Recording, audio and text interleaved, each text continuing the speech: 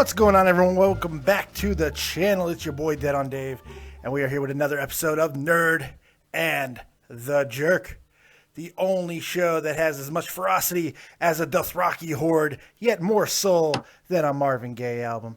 I am the Nerd Dave.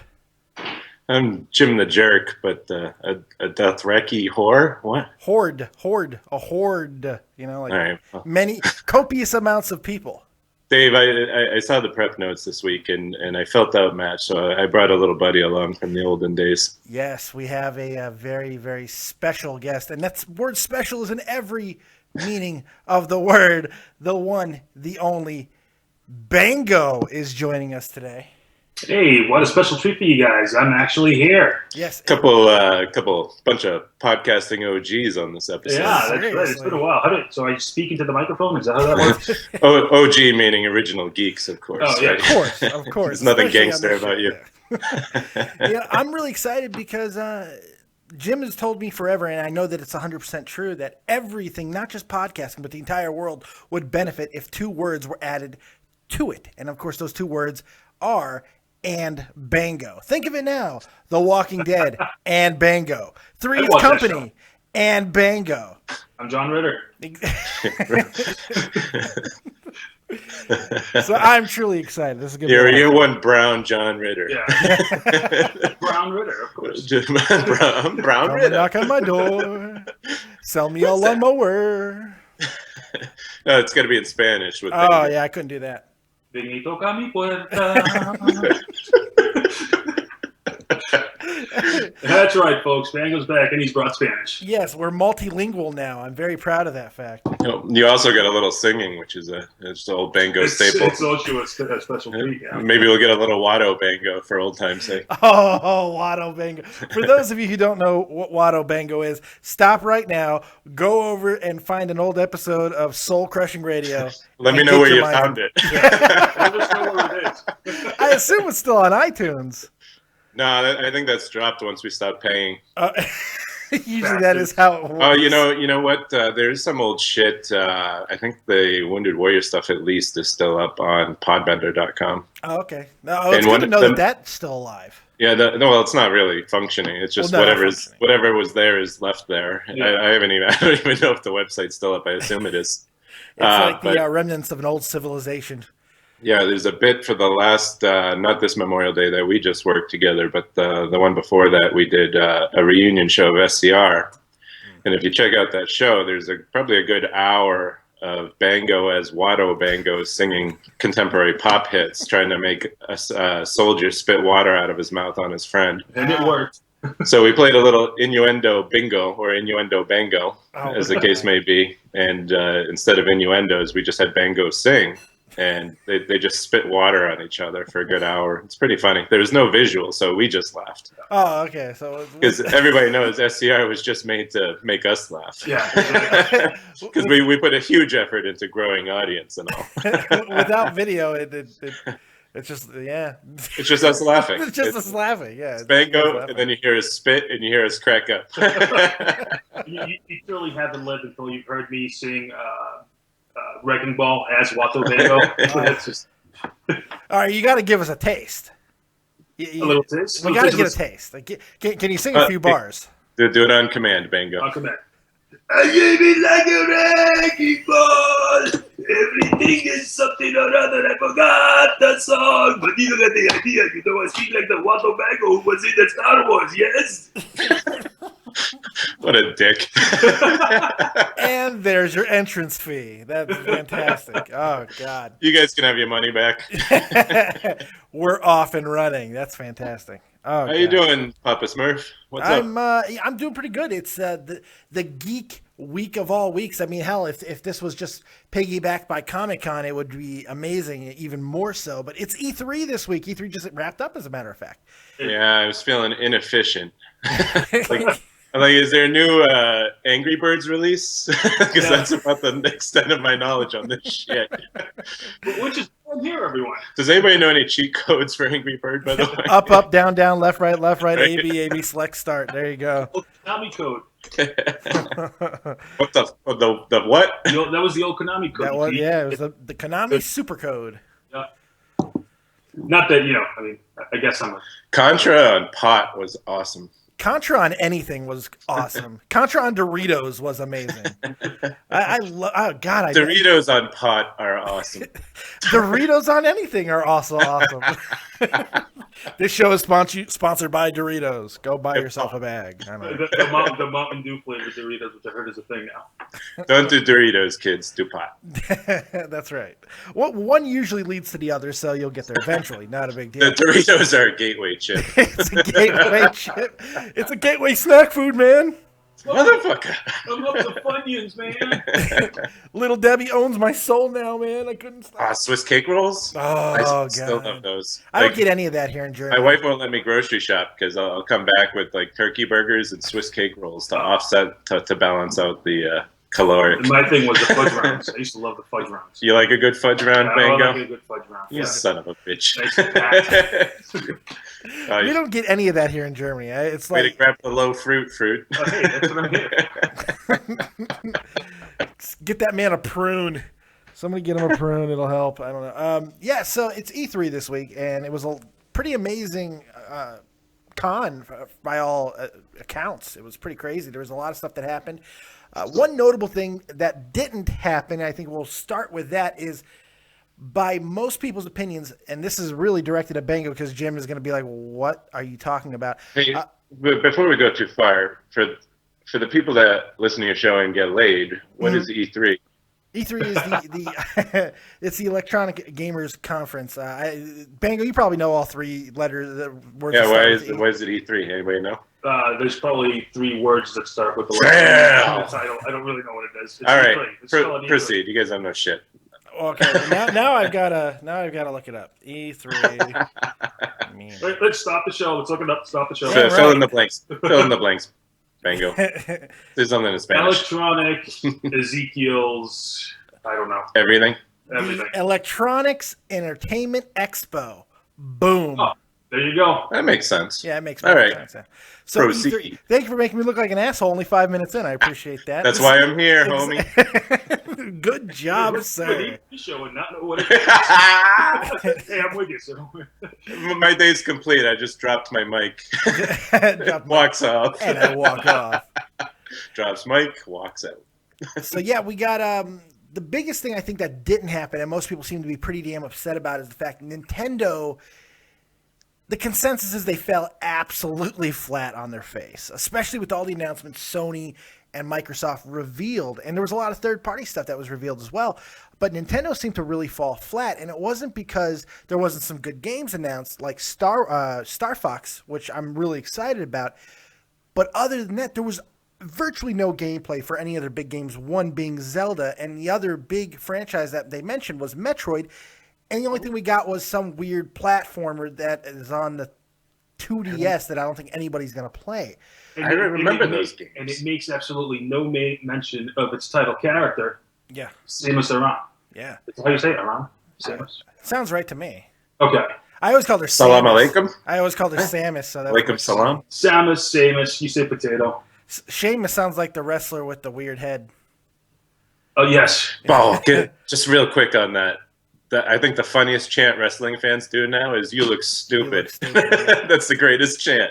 Like the whole audience, Bango now chants "You look stupid." Clap, clap, clap, clap, clap. Oh, well, see, at first we were all saying he looked like a rooster. Most people were like, he looked like a rooster. But then my good friend Joe Cronin of the Joe Cronin Show made a very good, observation. He really looks like the ending of Short Circuit 2.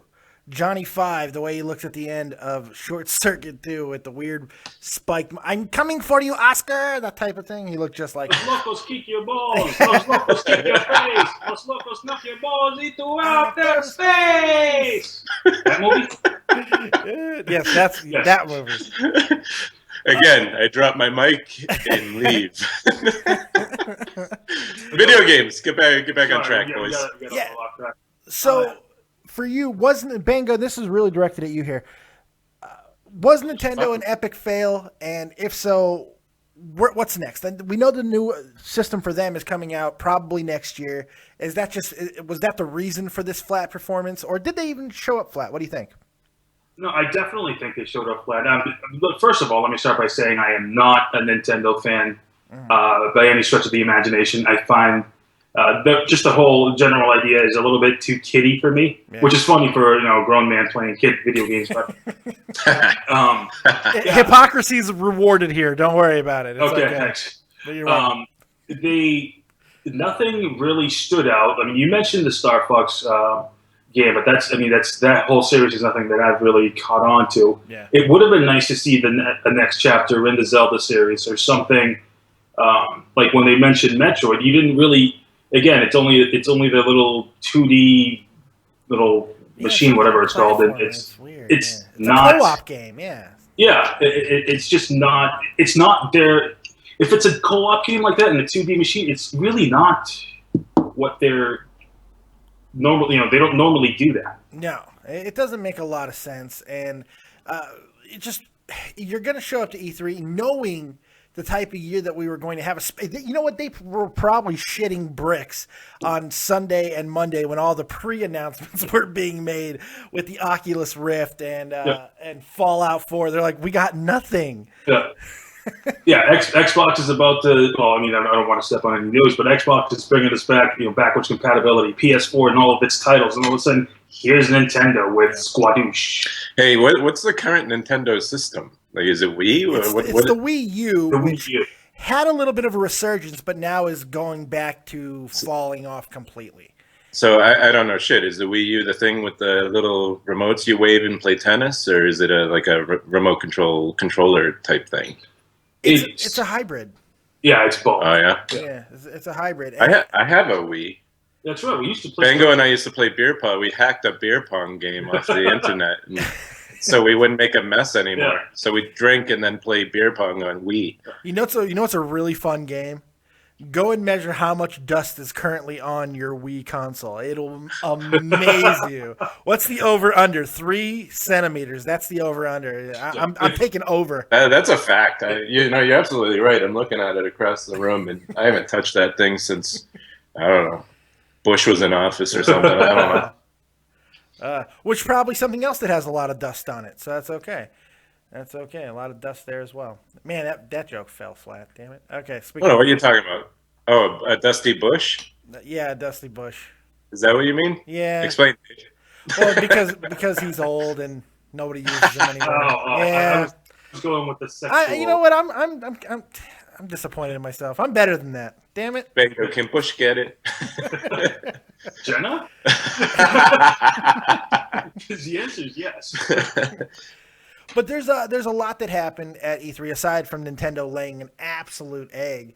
So let's get into some of the stuff that did happen, that did impress a lot of people. And I guess we could start with the Oculus Rift. I think that was probably one of the most surprising things that came out as far as hardware. I mean, most people knew that virtual reality was going to be taking a big spotlight at E3, but the fact that now the Oculus Rift is going to be partnered with and shipped with an Xbox One next year, that's kind of a game changer. That's going to put a lot of Oculus Rifts into a lot of people's homes, and that was the worry, that consumer version of the Oculus Rift was not going to get into people's houses very quickly. This changes that. It's going to put a lot of Oculus Rifts in marriages, too. Yeah.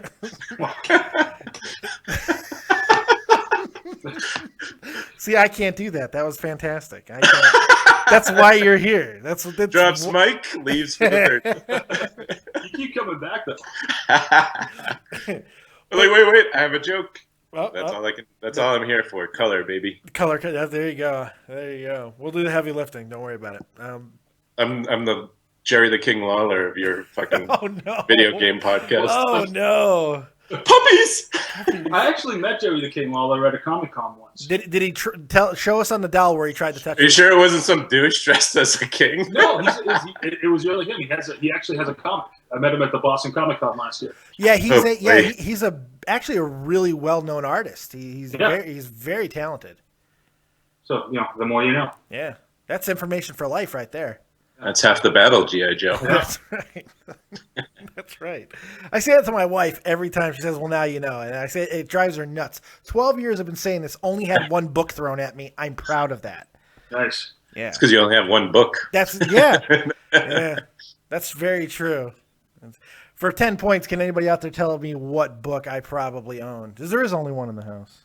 The one you wrote? There you go. Oh! Oh! And Bango with the win. What's that book? Let's do a cheap plug. Yeah, my terrible book that I wrote 4 years ago, the Adventures of LJ, the Chronicles of LJ Stevens. I forgot my own title to my book. You forgot the name of his book. I totally forgot the name of my book. Yeah, which is still available on Amazon. By the way, I've sold a whopping 17 copies, and I'm very proud of it. I think I'm one of those. Are you really? Yes. Oh, that's incredible. It's a really fun game. Find all the grammar and spelling mistakes. You didn't have an editor? Yeah, my German wife. Oh, shit. My publisher. She edited an English book? Yes. That should tell you how inept I am. That should give you an idea of just how inept I am with the language. I had my German wife edit my book because my publisher was terrible. You can't make that shit up. No, you really can't. It's the type of things that help me cry myself to sleep at night, so that's all right. But I fail upwards. So I'm here on YouTube now. 715 subs. I'm failing upwards, guys. It's all right. No. There you go. With Bango on, you'll get like one more sub. Oh, yeah, probably from Bango. So Yeah. I'm assuming you have a YouTube account or a Google account, so you could sub me. Yes. Okay, good. Awesome. Sure. Well, Bango always has like these legions of fans wherever he goes. We used to call him Deuce Deuces back in the day. He's got a fairly loyal following whenever he hops on a mic. So maybe we'll get. You share the shit out of this after. We might get some loyal Deuce Deuces to subscribe to your channel. I'm assuming some of your friends have to. Some of your followers, your loyal followers, have got to be wrestling fans. So this just one. Just one. Just one. We have one friend that's that into wrestling. We used to have another one, but we got rid of him. Yeah, he's no longer around. He got rid of him. May you rest in peace. He felt that was. We buried him. We already have one wrestling fan. He felt that was a bad influence on him, so we let him go. 2 wrestling fans is a no-go. Sorry, you got to get out of here. Yeah. But yeah, back to E3 for a moment. Yeah, Oculus Rift, everyone. Let's. I'm gonna do my best to derail this motherfucker. We'll take long. We'll just keep going with you. You are succeeding. No, it's good. It's fine. So, all right, the Oculus Rift. Is this actually a game changer? Or is this just the Virtual Boy that we don't know it yet? No, I think it's going to be a lot more successful than the Virtual Boy. I actually.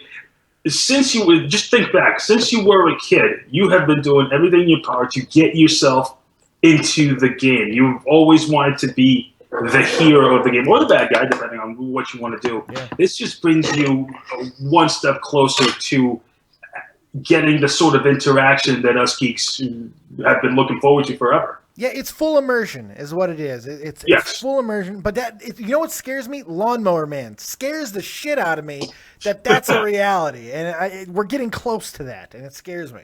Oh, well, I mean, it's not like... the movie? Yeah, yes. The movie line. Sorry, I just woke up. Hey, no, that's quite an obscure reference. I mean, Pierce Brosnan doesn't even friggin' give credit to that movie. So Are we talking about Oculus Rift still? Well, yeah, yes. There's a loose affiliation. I saw the one E3 thing I saw, I think, and correct me if I missaw it, but I actually play Minecraft with my 6-year-old daughter all the time. And is that the system that had the 3D Minecraft that you could play on a table?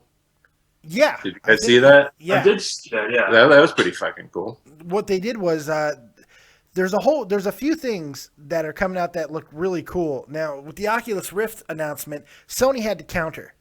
And I have a feeling Minecraft is also going to play into this as well. Did you see this hologram friggin' generator that Sony loosely showed at the conference? I actually did not see it, but I kind of imagine it's something like the... are you familiar with the Japanese Hatsune Miku? He's such a Japophile. Now, what if I told you that I was? Would that be shocking? I do know what you're talking about. It would not. The Vocaloid Hatsune Miku. Yeah. It's kind of that. I've been to a concert in New York to see her hologram play with a live band, and I'm assuming it's kind of the similar. It is. I know the first thing that came to my mind was the ending of A New Hope, Star Wars, the Episode 4, where they brought up the battle plans of the The murder ball? the murder ball in space. Yes, The murder ball in space? Isn't that the ending of every Star Wars movie? basically, isn't it? A giant murder ball is coming at you. Run away. Or they're building a murder ball. Or they're either building a new blowing murder one ball. up or building one. They have to get good contracting rates. You'd have to figure the contracting rates would have to be good for 2 murder balls. Jesus Christ. Galactic unions are a bitch. I'd have to figure that the Empire would not use union workers. I mean, come on. The Empire was a union. Yeah. Oh, no, that was the No, trade they broke the union. Yeah, it was a trade union. Never mind. This is getting very close to the Clerk Star Wars conversation. Anyone's familiar with that, so we might get sued by Kevin Smith. We should credit. Yeah. Yeah. So it's interesting that both companies went to like next generation technology or technology that we didn't think that we were really going to be getting into, but. After that, I mean, the Oculus Rift is obviously going to be a big thing for the next couple of years. But right now, this convention really did focus on games. And it seems like for the first time in a while that the main focus of E3 really was games and great games. There were some amazing titles that were released, talked about, even just hinted at, teased. And I'm excited about so many of them, but I'm going to let you guys start. What's your biggest takeaways from the game area of E3? Who got you most excited, and what are you looking forward to play in the next year? I've already set aside November 17th, 2015 as the date that Star Wars Battlefront is going to be released. Like he was busy that day anyway. Let me check my calendar. Nothing. Luckily, I'm free. Yeah, Star Wars Battlefront is the number one game on my list of all. I mean, and there were a lot of really, really good titles. Yeah. Specifically for the PS, I'm a PS4 person, so that's where I tend to pay the most attention to. But the 5-minute trailer that they showed for Battlefront, with the one where at the end Vader comes out and he's choking the guy out. Yeah. I mean, the trailer for that game is it's beautiful. Yeah. It's filled with action, and I'm a fan of first-person shooters. Right now, most of what I get to play are things like Battlefield or Call of Duty, and it takes everything that's awesome about Call of Duty, the combat, tons of multiplayer and game modes, and adds to them. I mean, you can't go wrong. Like that, the trailer in Hoth is it's amazing. It's ridiculous. It looks really, really good. It's funny you brought up Call of Duty because that was another point of contention for a lot of people. I believe it was Call of Duty. If not, I'm going to sound like a complete asshole. But I believe it was Call of Duty that announced with Sony that it's going to be DLC exclusive only to the PlayStation 4, which pissed off a lot of people that only own the Xbox fanboys. Is that a good move? I mean, to alienate. Well, that doesn't make any sense from a business point of view. Yeah, right. No, the cross-platforming is what you would think is the key to having a successful. Unless Sony's giving them a bucket of money to do it. I'm sure they are. I'm sure they gave them quite a bit of money for those exclusive rights. You'd have to figure. Yeah. There's no doubt that Battlefront is one of the hottest titles that I saw from E3. But for me, everything stopped Sunday night for me. That's when things just stopped because that was when the big announcement for me. Fallout 4 absolutely blew my mind to pieces. I cannot wait. And the most exciting thing is because I don't have a next-gen console because I'm a poor asshole living in Germany. So I just discovered the wonder that is Steam. Oh, yes. Which is absolutely incredible. It's they have conventions for you guys too. Oh, is that a different Steam? That's a different Steam. Oh, okay. Sorry. It has just as much excitement, but in a completely different way. But yes, they do have them. Bango shaking his head at me. He disapproves. Picks my mic back up. I'm reattaching this, you son of a bitch. But yeah, it's releasing on Steam also in November, right around that same day too, which is kind of cool. And that's on my radar is Fallout 4 and all the things that they're releasing with it. You can actually have a real friggin' working Pip-Boy, which is absolutely mind-blowing. So that's the game for me. What do you think of Fallout 4, Bangs?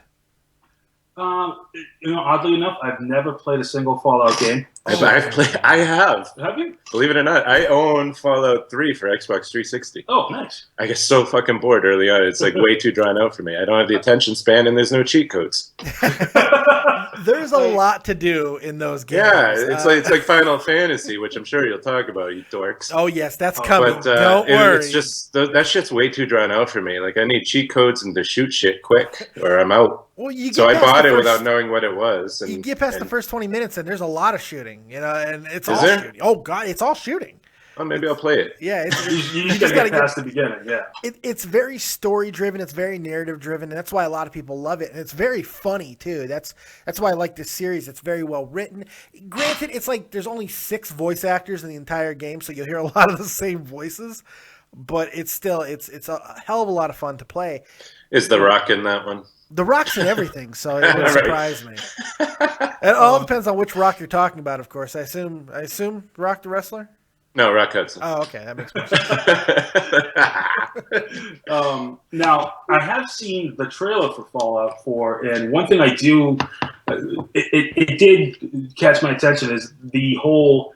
It looks like it's a post-nuclear apocalyptic. They all work. But it takes place. It's like the world ended in the 1950s. Oh. It almost seems that way. And then more futuristic 50s, but yeah. Right. The world. What the hell is the more futuristic 50s? Well, okay, think of like the 50s. The whole look and feel of it just continued on until 2077, because 2077 is when the world basically ends in the Fallout universe. That's the day the bombs dropped. Like they have like old timey cars and women wearing aprons in the kitchen. Yeah, it's pretty cool. How is this fun? Oh no, it's so much. And you know what the best part for you guys is? Do you know where this game is being takes place at? This Fallout 4? Boston, Massachusetts. That's absolutely right. There's allegedly a bombed up Fenway Park. Yeah, it's got amazing detail apparently too. Like a lot. It's funny because in 2015, I feel like there's a bombed out Fenway Park. It's pretty bad for the Red Sox right now. There's no question about that. What's going on with your boys? No, hold on a second. I gotta like something. I couldn't give a fuck. Apparently, they're as bored as I am with baseball. They're just like, you know what? Who cares? All right, we got paid. Fuck it. It's about time to break out the chicken and beer and bring Josh Beckett back. There you go. Where's Francona? He allows that shit to happen. Where is he? Oh, he's in Cleveland. Fine. He's in Cleveland, yeah. That's terrible. So I'm really excited about Fallout 4. I think it's going to be really exciting. I can't wait to see all the things that Boston has to offer, because that's one of my favorite parts of the game is the accuracy of a lot of the places that they put these games. Bethesda, who did Fallout 3, and they didn't do Fallout New Vegas, weirdly enough, but it's basically the same game anyway, is coming back for Fallout 4. The thing about these games is when you run around the worlds. In Fallout 3, it was Washington, D.C., in Fallout New Vegas, it was Las Vegas, which I lived. So all these places that you're running around in Las Vegas, I know these places. Like I saw that rock before, It's incredible the detail that they put into it. So I'm expecting the same thing from Boston, and there's a lot of history in Boston. What rock? The Hard Rock. There's a hell of a lot of history there, so that should be awesome. Right? Yeah, they showed like the old North Church or something. Whoopee! Yeah. Capitol building is shown in the trailer. Is our old friend Mayor Menino there in the video game? Mumbles Menino. Mumbles. Jason Veritek splits the uprights. What? Wait, I'm sorry. Didn't he pass this year? Yeah. Okay. He's still a douche. Okay. Even in death? Especially in death. No, his douche will live on forever. Yeah, that's true. The body may die. Stick bag. The body may die, but the douchiness, that stays forever. That's true. That's a point. Go to YouTube, like wherever you are, and watch old Mayor Menino clips, especially when he's talking about sports events in Boston and New England. it'll give you douche chills for weeks. Nothing like a good old douche chill. Right. Yeah, it's pretty good. So yeah, Fallout for me, that's the game. But there are so many more. I know that you were. Well, you know what? I'm going to stick with Fallout for a second because if you have if you have a non-Android phone, an iPhone, one of the coolest things that happened from that entire event was the fact that Fallout had 2 announcements. One was Fallout 4, but the other was Fallout Shelter. And the coolest thing about it is they showed the trailer and said, well, guess what? Go to friggin' your app store on iTunes and bang, it's available right now. The game? Yes, Fallout Shelter is available right now. All right, I'll be right back. You guys keep talking. And apparently it is absolutely destroying as far as sales. It's overtaking Candy Crush already. I fucking hate that game. Well, is it Candy Crush free? No, in-app purchases. They went public off the backs of that fucking scam. Yeah. As far as downloads though, it's overtaken it like in a matter of fucking hours. It was crazy. So, is it iPad compatible? Does anybody know? I do not know that, but I wouldn't be surprised. I'm an iPad guy. I totally get an iPad game. I'd get that game for iPad. What's cool about it is apparently this game does the microtransactions correctly, meaning it doesn't force you.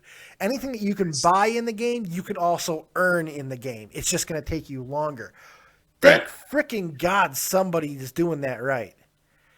Yeah, the in-app purchases probably it's such a scam, especially targeted to kids. It's kind of a fucking nightmare. What did South Park say? Free means free, and emium means not really. And they broke down the Latin version of freemium. Yeah, it's bullshit. It's completely bullshit. But so that's really exciting. You can go ahead and play that right now. Unfortunately, I have a Galaxy S5, and I can't play it. Yeah, it's most unfortunate. I have an iPhone. I'm gonna do it. I also have an iPad. I'm an Apple guy, so I'll get it. I have an iPhone as well, and I actually just tried downloading it, but it's the second I looked at my phone. Stop the clock! Fucking Bango, you have an iPhone? Yeah. I have an iPhone. When did you get that shit? I don't know. Last year. What? Yeah. You guys need to talk more. I just want to tell you that Bango used to fucking rail on Rodolfo and I. Oh my God, yes, I used to. For fucking our loyalty to Apple products. And I'm telling. Then I became a sheep. I love Samsung. I'm sorry, I love my Galaxy, man. It's great. No, that's cool. But I've never owned an iPhone, so I've had an iPad, but I've never. I've had an iPod, but never an iPhone. iPads rule. iPad. I smashed my iPad, unfortunately, so I need a new one someday. Why did you do that? Earthquake or something. Oh, okay. Didn't you hear the big earthquake in 15, Massachusetts? Earthquake or a kid. Or a kid. Earthquake kid. It mysteriously fell off a countertop face down onto like tiles. Don't you love the mysterious aspect of it? Isn't that wonderful? How did this happen? No idea. The joy like the mysterious aspect of why my kids aren't getting fed anymore. Speaking of that joy of wonder, happy Father's Day early for you, my friend. Thank you, Princess. Same to you. Yeah. Happy Father's Day to you both. Thank you, Bango. You have a cat, so happy Father's Day. You still have a cat, right? He has a cat named Chewy. Happy Father's Day. That's right. I remember Chewy in the videos. Those were great. Yes. When you tell us all how terrible we were in fantasy football. Well, he didn't tell me how terrible I was because I'm never terrible. I only won this past year, so. Oh, you won this year! Congratulations! It was such a fucking fluke, dude. No, it was not. I had this juggernaut. There were like 3 juggernaut teams, and then Bango limps in with his holes everywhere fucking football team, and just went to shit quickly at the end of the season. I truly regret not playing in that league this year.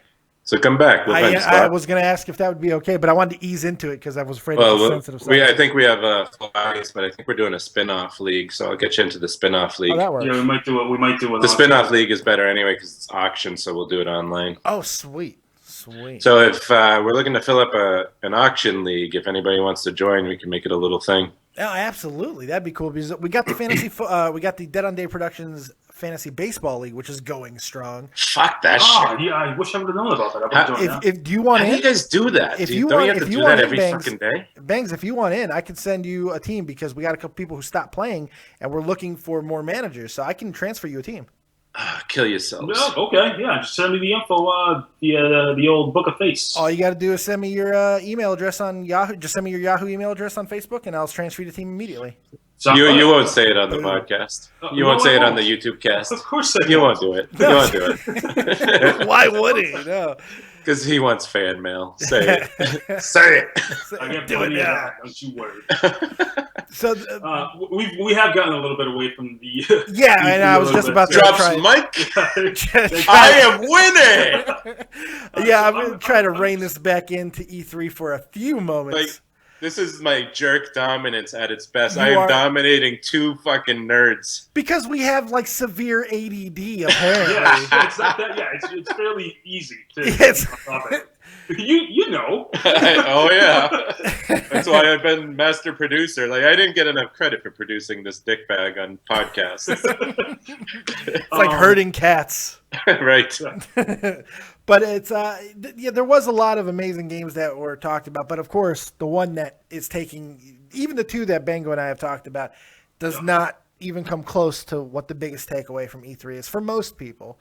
And of course that is the Final Fantasy VII, and this is the word that scares me, remake. I don't know how I feel about the remake. A How do you guys remaster. drum up such passion for this shit? It's just, You have it's just no video games, idea. right? It It's is just the thing. video games. Final Fantasy VII is my favorite video game of all time. I As remember opposed- playing that on the original PS. Yeah. Just, I mean, hour after hour. I played it, so I unlocked all of the summons, the Knights of the Round. Yes.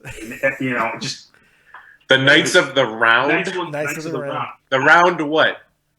Just- Table? Isn't Just round an round. adjective? Yeah, it's Knights of the Round. Knights of the Round. I saw the movies. Yeah, Advent Children. Advent Children and the other one. Advent Children was okay. That was There was fine. there was a Advent Final Fantasy movie that seemed to have nothing to do with it. Yeah, the Spirits Within. Yeah, Spirits what was Within, that? What the fuck was yeah. that? Yeah, Had that nothing was to do it. with it. Didn't it star Bill Pullman? I think Bill Pullman did the voice of one of the characters. I'm not sure. That would not surprise me. Bill Pullman is in a lot of things still. We will not go quietly into the night. There's actually a lot of good people in the Spirits Within. Yeah. Hold time. Let me rein it back. Final Fantasy VII. Oh, he refuses to go Yeah, into we're the not night. giving. We will not go quietly into the night. That's right. The remake. Here's what. How about that ID4 remake? You're a dick. There have been a lot of spin-offs from Final Fantasy VII, whether it be the movie, aforementioned movie, Advent Children, the Dirge of Cerberus, Yeah. What?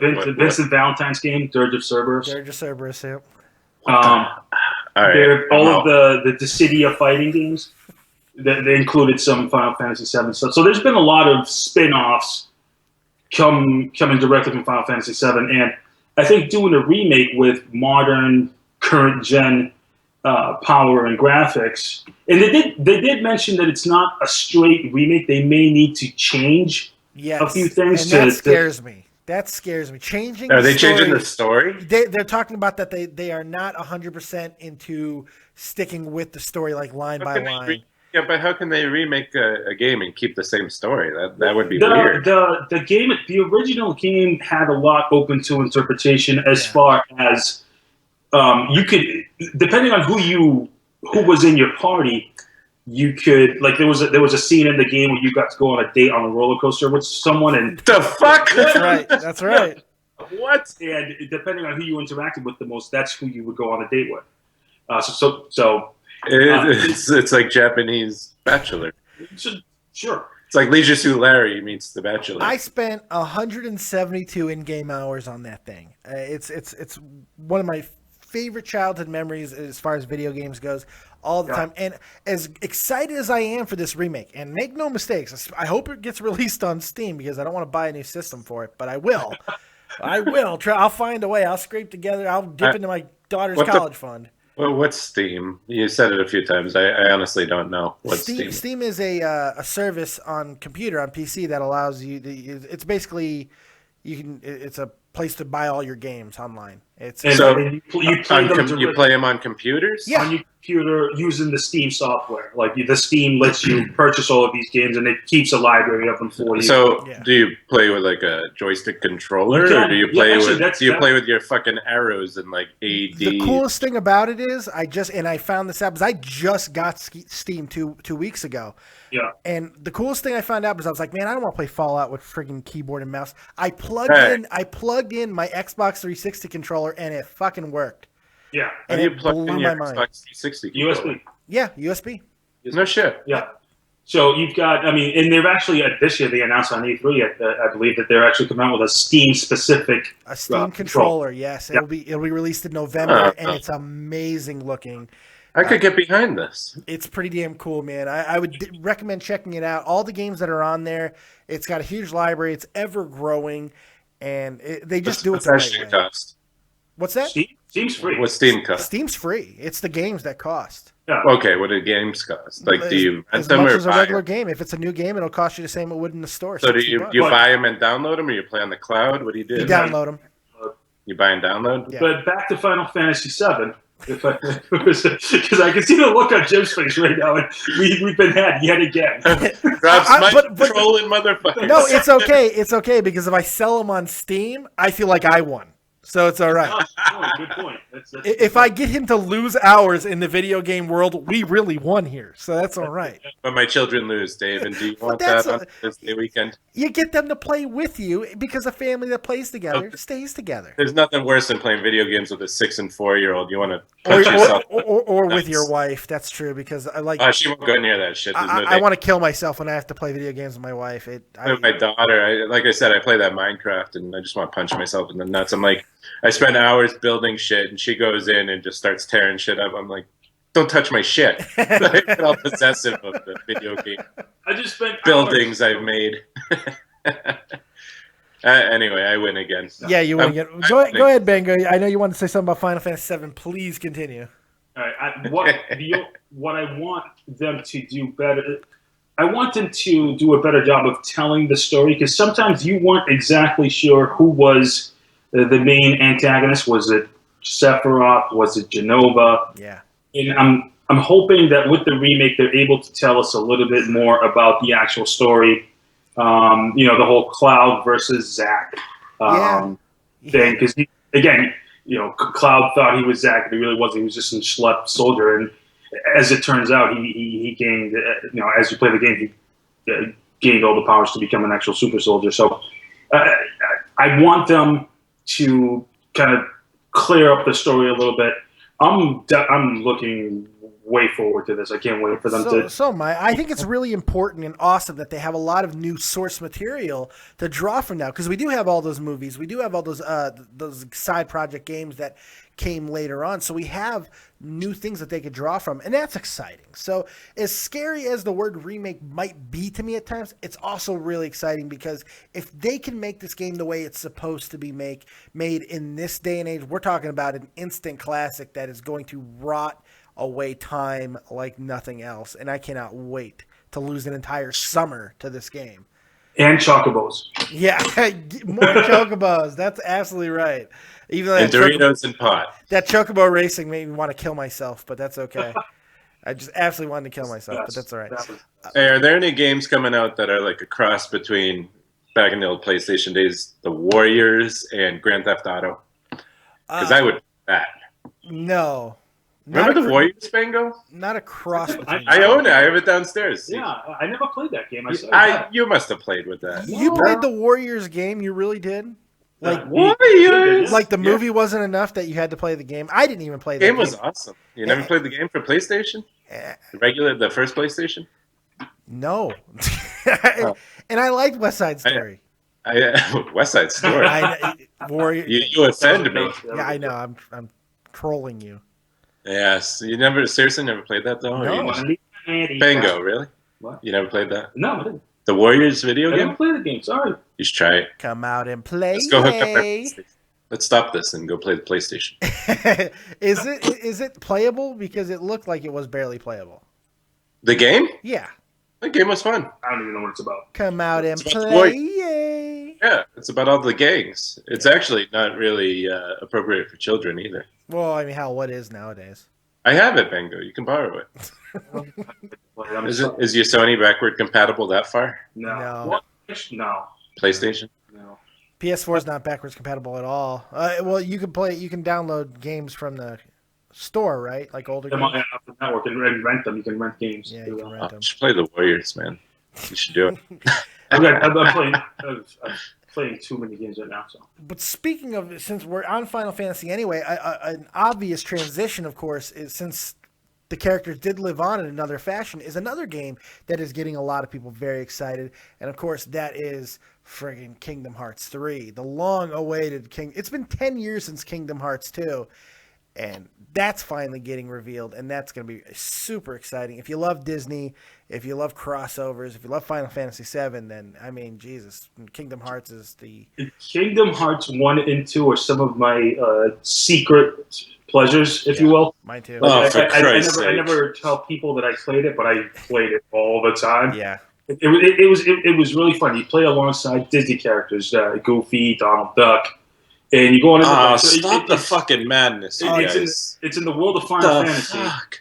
and It's Disney characters and Final Fantasy. But you go into different Disney worlds and universes, and it's incredible, man. like It's, California versus Orlando. What are we talking about? No, like you Good guy and Versus Daphne Euro and Disney? Did No. Euro Disney survive? You go into the plains of Africa in the Dave, Lion Bango, King. shut up. Dave, is Euro Disney still a thing? It is still a thing, yes. All right, thank you, buddy. You're welcome. Go ahead, Bango. I got you. No, I was just explaining to Jim how it works. You have I'm not listening. okay, then don't ask. You guys, seriously, you're talking about all this other cool shit that you almost sold me on playing video games, and then you're like, I have to admit something. It's not that I'm a homosexual. It's that. Dude, if you It's not that I want to be a woman. If you It's played that. Kingdom Hearts 3, I'll tell you it'll accomplish two things. One, you will love the game because it's the original Kingdom Hearts and Kingdom Hearts 2, I'm telling you, they're going to draw you in. And second, your kids will sit there and watch you play and not say a fucking word. It's got Disney characters. I don't believe it. I'm telling you, man. You know how many times I put my kid to sleep while playing that game when she was a kid? Oh, my God. She would just sit there and watch it because they go into all these worlds. They go to Little Mermaid World. They go to Lion King. Well, I don't know if they go to Lion King World. I can't remember that or not. They did. There was What the fuck? They go to old This Disney. sounds terrible. I'm They sorry. go to like 1930s Disney. I It's all black can't and white. stretch it anymore. This Oh, it's sounds awesome, terrible. dude. It's awesome. Sounds terrible. But moving on from that, there's another game that, and I'm sure Bango, I'm sure you have a little bit of love for this as well. This is one of my games that everyone's clamoring for this, and Shenmue 3. Shenmue 3 is Bango, coming out. What's Shenmue 3, buddy? I'm not a Shenmue. You I'm didn't not a play fan. Shenmue. Oh, I was very much expecting you to play No Shenmue. No. Shinmei, Shamadou. No, Ding dong. Shenmue came out for the Dreamcast. And What's a Dreamcast? I did not have it. you didn't rock the Dreamcast. Oh, I did. Hey. What's Sega Dreamcast. what's a Sega Dreamcast? You don't Remember that old Sega Sega Genesis? Before that, it was the Sega Master. I remember that. It had Altered Beast, right? Yes. Ah, okay. You had All the right. Sega And it had Genesis. the old FIFA 98. Oh, sucker. Yeah, you had the Genesis, then you had the Saturn, the CD, and then Dreamcast, and that was the final system put out by Sega because it bankrupted the Sega. company. Yeah, and now they just make games. Yeah, it's something called Naruto Shippuden Ultimate Ninja Storm 4. Is that? Yeah, that definitely rings a bell. It rings a bullshit bell. What? But Shenmue was a game that came out for that. It was like a precursor to sandbox open world gameplay with high emphasis on cinematic cutscenes. And it was one of the first of its kind. And it was really ahead of its time. It was a lot of fun, and it grew a very big cult following. And people have been waiting for Shenmue 3 forever. Now it's got a Kickstarter, and it looks like it's going to easily Kickstarter. It's going to easily make it. Hopefully, we'll see. They want to release the fucking game. Pay for the fucking game. It's Kickstarter bullshit. Well, because it's probably not going to sell a lot of copies, and so that's why the Kickstarter and GoFundMe. Go fuck me. Yeah, Fucking stupid. Is there such a page? The people raising money to like pay the Patriots fine. It's gone That's out of ridiculous. control. Well, they You want something? Fucking pay for it. They couldn't accept it anyways, legally. Good. But yeah, is there such a thing as a GoFundMe Stupid. site? I wish. Yeah, Google it. Google it. Yeah. Go fuck me. Go It'll fuck be me. there.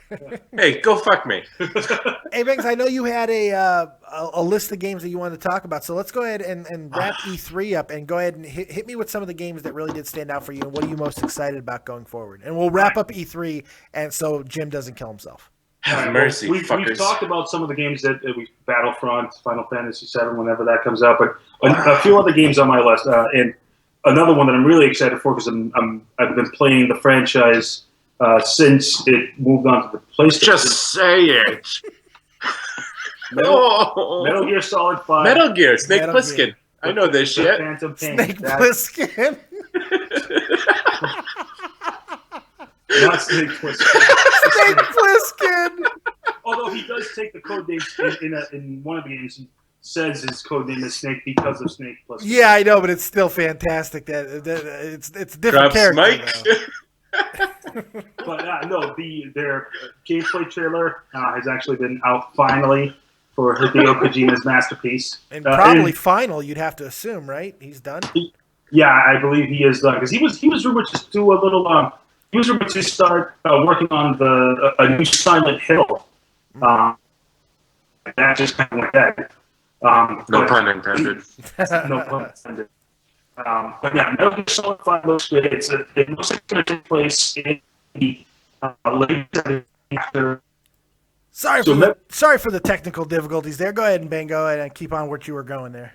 All right. Well, Metal Gear Solid 5, The Phantom Pain. It looks like it's going to take place right after the Peace Walker game, if you're familiar with the Metal Gear Solid series. Again, it continues the saga of Snake, or Big Boss, as he is, along with his pal Kaz Miller, are trying to take on the rest of the bad guys in the world. So it looks really, really cinematically, graphically. It looks like a beautiful game. I love the stealth aspect of any Metal Gear Solid game, where you can get into a room and you can hide and go around everyone, or you can go in busting balls and trying to take everyone out. So it's a big fan of that. So that's another game I'm looking forward to. What's more convincing than a cardboard box? I mean, come on. Exactly. Yeah. I'm not here. I'm just a box. Or dropping the porn magazine so that the poor soldiers go after them and just completely miss you going around them. That's how you know it was a Japanese-based game. Yeah. Let's throw porn at them. That'll distract them. Yeah. And the last game that I wanted to talk about briefly, another one that's from the makers of the oh crap! I forgot the game. You suck. You lose, sir. All right. The name of the game is Battleborn, and it's a first-person shooter, kind of multiplayer, just all-out death zone, and you've got various different characters, whether it's a big guy with a machine gun, Gatling gun, or like a sorceress with 4 arms shooting magic at you, and it's a giant first-person kind of battle arena type of game that looks really interesting to me. So, and again, these are mostly PS4, which is why hey, you're the specialist, man. You're the PS4 guy. That's all right. Yeah, that's perfect. There's a lot of other games. Yeah, both that looked really cool. Both of those games look awesome. Anything Hideo Kojima, you got me. I mean, it's just like I'm playing. I don't give a crap. But there's Guild Wars 2 got announced. Everyone's excited about that. Rising Storm 2, Gears of War Ultimate Edition, which is going to be very similar to the Master Chief Halo 4 thing that they did. Ion looks great. Metroid Prime that we talked about. I'm just going through some of the games here. Mario Luigi Paper Jam. What? Yeah. Planet Coaster. My God. Like the Sim stuff. Hey, let's skip to what looks bad. That might be a shorter list. What looks bad? What are you not into, Dave or Bango? What am I? That's harder. My point. You guys cream over every game. Well, no. Here's something that I'm not creaming about. I'm not creaming about the Xbox One backwards compatibility to Xbox 360. Yes. Why not? Thank you. I just don't. I don't think there's any. I honestly don't think there's a need for it. If I want to play an old generation game, I probably already have the old generation console. Well, what about people that don't? Well, look, I think it's gonna. I'm with Bango here. I think it's gonna reach a very small demographic. There are obviously there's people who want this, but I think it's unnecessary, and it's just kind of. I don't understand this though. It's a diversionary tactic. No. They're getting creamed in this generation. So if I go buy an Xbox One and I've invested all this money in an Xbox 360, and I don't want to switch between consoles, which sounds stupid. Why wouldn't I want to be able to play my Xbox 360 games on the Xbox One? You guys sound retarded. Most TVs have multiple. Yeah, but why do I want to? You flip a switch. switch. Yeah, but I'm not a fucking nerd palace over here. Where I've got a home with children and a wife that cares how things look. I can't stack up consoles so I can fucking play various games that I've already invested money on. Why wouldn't I want to just play in one goddamn console? Ever hear like consolidation? No, and in that you are right for people who want to play those. Of course I'm right. But, however, it's not a necessary, and PlayStation's going the opposite way. It's not a necessary function because not a lot of people are clamoring for it. Now, there is, of course, a portion of the demographic who thinks as you do that wants it, and they're going to use it. And that's I'm more likely fine. to buy an Xbox One now in the future if I can play the Xbox 360 games, which I do own. Well, then you're the demographic. So, I'm the man. And my issue with it isn't the fact that they're doing it. I think both systems should have had it from the beginning.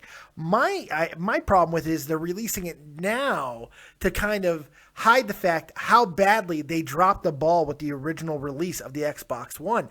They shit the bed so goddamn bad that they alienated 3/4 of their friggin' fanboys. I mean, it's crazy how badly they shit the bed with the Xbox One, and now they're trying to give it back now and saying, "Oh, it's okay. Here, we're not so bad." And to me, it's like, fuck off, PlayStation 4, bitch. You know. But none of which Dave owns. No, I don't. He sold his Xbox 360. He just plays on his computer. Yeah, I just play on my computer. So really, I don't have a dog in this horse. You don't have a dog in the fight. I don't have a dog in this horse. But I have an Xbox 360, I would prefer, and I would also not like to have to replace it once that thing shits the bed, which it will. We all know there's ticking time bombs in all these consoles. Yeah. So I don't want to have to buy another Xbox 360 just because I spent some odd $500 on games. I would like to keep playing them. Some of them I could just throw away, but I'd like to keep playing them on future consoles. I think that's a no-brainer. I think the coolest function about it is the fact that you can re-download any of the games that you already bought on the Xbox Live on your 360. That's a cool feature. Yeah, I don't do that though. I don't sign up for that because that gets hacked all the time. I haven't bought a physical game in years. I buy games, but I don't play games online. I never have. I don't go onto Xbox Gold or whatever the fuck. Yeah, that's what I used to get all my games when I was playing Xbox 360. That's how I was getting my games. Oh, see, I don't think there's a game that I play that isn't online. I don't play any game online. I don't get it if it's a heavy online game. I'm not interested. Well, I'm not playing it online. I just downloaded it from Xbox 360. Right. No, I mean, I don't play with other 12-year-olds. Oh, I'm not playing with other people either. I just I wanted to play Grand Theft Auto 5. I just downloaded Grand Theft Auto 5. I didn't play with anybody. I just downloaded it. Let Bango finish the sentence. I'm sorry, Bango. Go ahead. Came out of his mouth. I love playing with 12-year-olds. 12-year-olds. Yeah. It almost came out organically, and I caught. And I still wanted to hear it. And I stepped all over it. I apologize for that. Robbing everybody of a great moment. Yeah. We've been stepping on Bango jokes since 2012. Yeah, it's a thing. There's a support group for it. Don't worry about it. Yeah, one day at a time, Bango. It'll be okay. We'll get you through. So, yeah, I think that just about wraps up the E3 talk. And you guys feel pretty good about it? Hallelujah! Yeah, I thought it was a great E3 talk again. I felt I held my own. I feel like I added value. Well, the fact that you didn't kill yourself is a good thing. So I'm. Oh, it was iffy. It was such a go. You should have seen it. I think I broke a beer bottle. I was holding it to my jugular for a while there. It was touch and go, but luckily for you, I got all kinds of great gym type stories that I think you're going to really, really like. So let's segue smoothly to one of them right now. Let's go, smooth operator. Do you know anybody who has AIDS or cancer or anything else like that? Just Bango. Or Ebola? I do, yeah. Bango. Well, good news, because I got good news for you, AIDS guys. That's right. All you full-blown positive people out there. I got good news. North Korea scientists have announced a cure for cancer, AIDS, and Ebola. It's unbelievable. Okay? No, literally, it's unbelievable. John Un made it out of. Did you say King or Kim? Kim. I thought you said King. Okay, whatever. King John Un. Kim Jong Un. King John. Have you guys heard about this yet? Yeah, I have. I've seen. He. It's made up. Didn't he come out with something similar back when it was the SARS epidemic? Yes, he did. Yeah. SARS. Yeah. The video game callback. It's SARS. called it's called Cum Dang 2 is what it's called. No. This can't be. The drug is called Cum Dang 2. I swear It's to called God. Cum Dang 2. Cum Dang 2? Cum Dang 2. Kumdang. Cum Dang 2. Oh, they misspelled Cum Dang They 2. did. They misspelled the cum, but that's okay. And it's Cum made Dang. and it's made from a mix of ginseng and fertilizer, grown in fertilizer, and a special mixture that the North Korean news is, which is basically endorses this shit. Remember, this is a propaganda news station. The North Korean news. It's controlled by the state. What? So they're saying it's a special mixture that's a miracle cure. These are the same people that claim that Kim Jong's father, Kim Jong-il, invented the hamburger, and that he did not need to poop because he had magical powers. That was reported in the media. So in unicorns. That's right. So good news, everybody. North Korea's cured cancer. At the very least, they probably invented the next great soft drink. As we all know, Coca-Cola was first invented as a cure-all back in the 1800s. Dr. Cum Dang? By Dr. Cum, yes. It'll make a good sports drink at some point, I'm sure. It's got electrolytes. It's what plants create. And ginseng. Lots of ginseng. And acai berries. Grown in fertilizer. Acai. Acai. Acai? Acai berry. Yeah, so this is just another ridiculous story coming out of North Korea. Dr. Oz is on board, right? Yeah, you know what? I'm glad you brought up Dr. Oz because we're going to talk about Dr. Oz. You're like the only one that ever says that. I know, but I know that, right? Well, he's a quack. Everybody knows he's a quack. He gets lonely housewives to buy all of his products. But the American Medical Association is finally taking a stand on quacks just like Dr. Oz. Now, keep in mind, the American Medical Association can actually do fuck all. They really can't do anything. What they do is they create ethical guidelines that are non-enforceable by law. So really, they don't do anything, but they are taking a stand against Dr. Oz. And there's this big thing because of all these, they called him before a board, which, again, doesn't do anything. But they called him in front of the board and gave him a very big scolding. Now, I assume you guys think Dr. Oz is as big of a douchebag as I do. Well, I do, but I don't. Looking into Dr. Oz, and he believes in things like coffee bean extract will help you lose weight, and communication with the dead reduces stress. It does.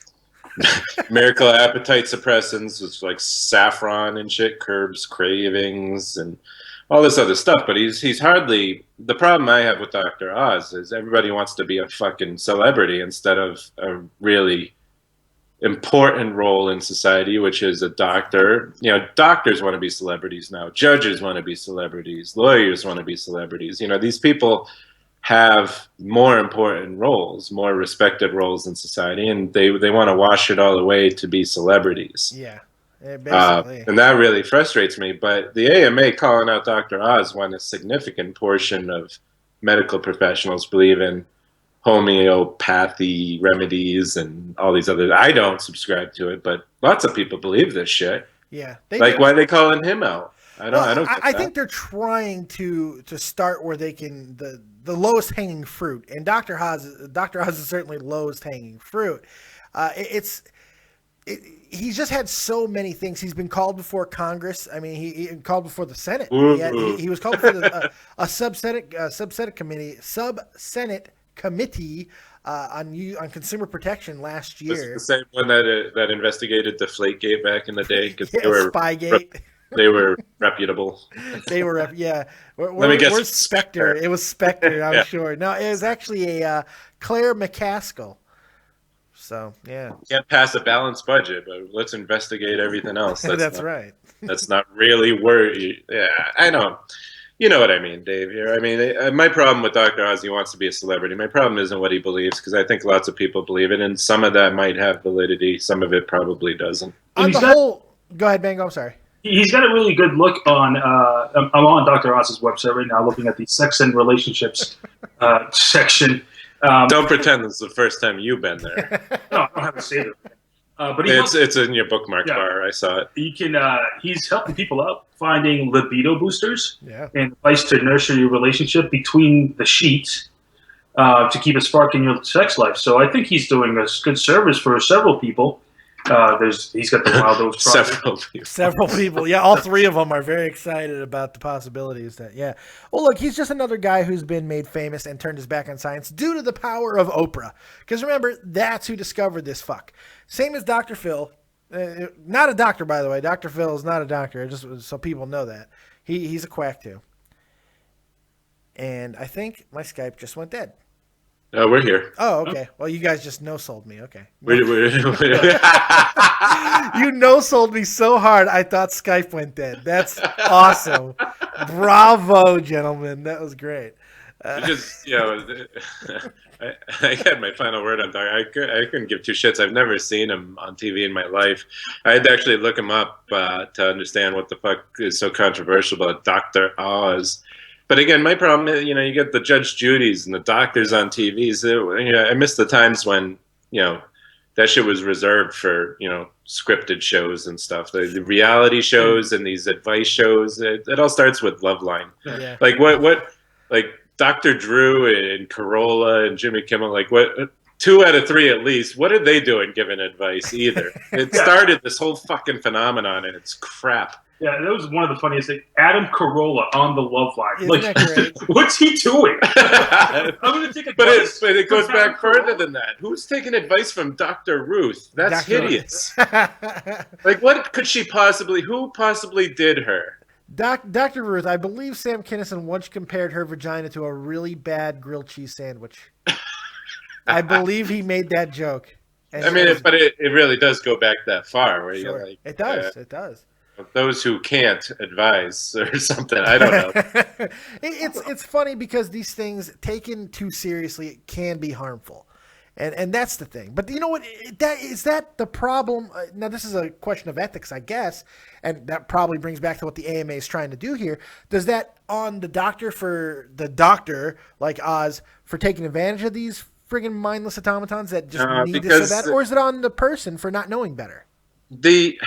It's not that the person should know better. It's that every advancement in science comes from a quack or some wacky person that has a theory that so many people believe, can't possibly be right or can't possibly work. And the most crazy, advancements in science or medication often come from those people. This guy, he probably goes off the deep end sometimes, but he's protected a little bit because you can't prove that coffee bean extract. You can't definitively say it doesn't help. That's why these guys get away with this shit.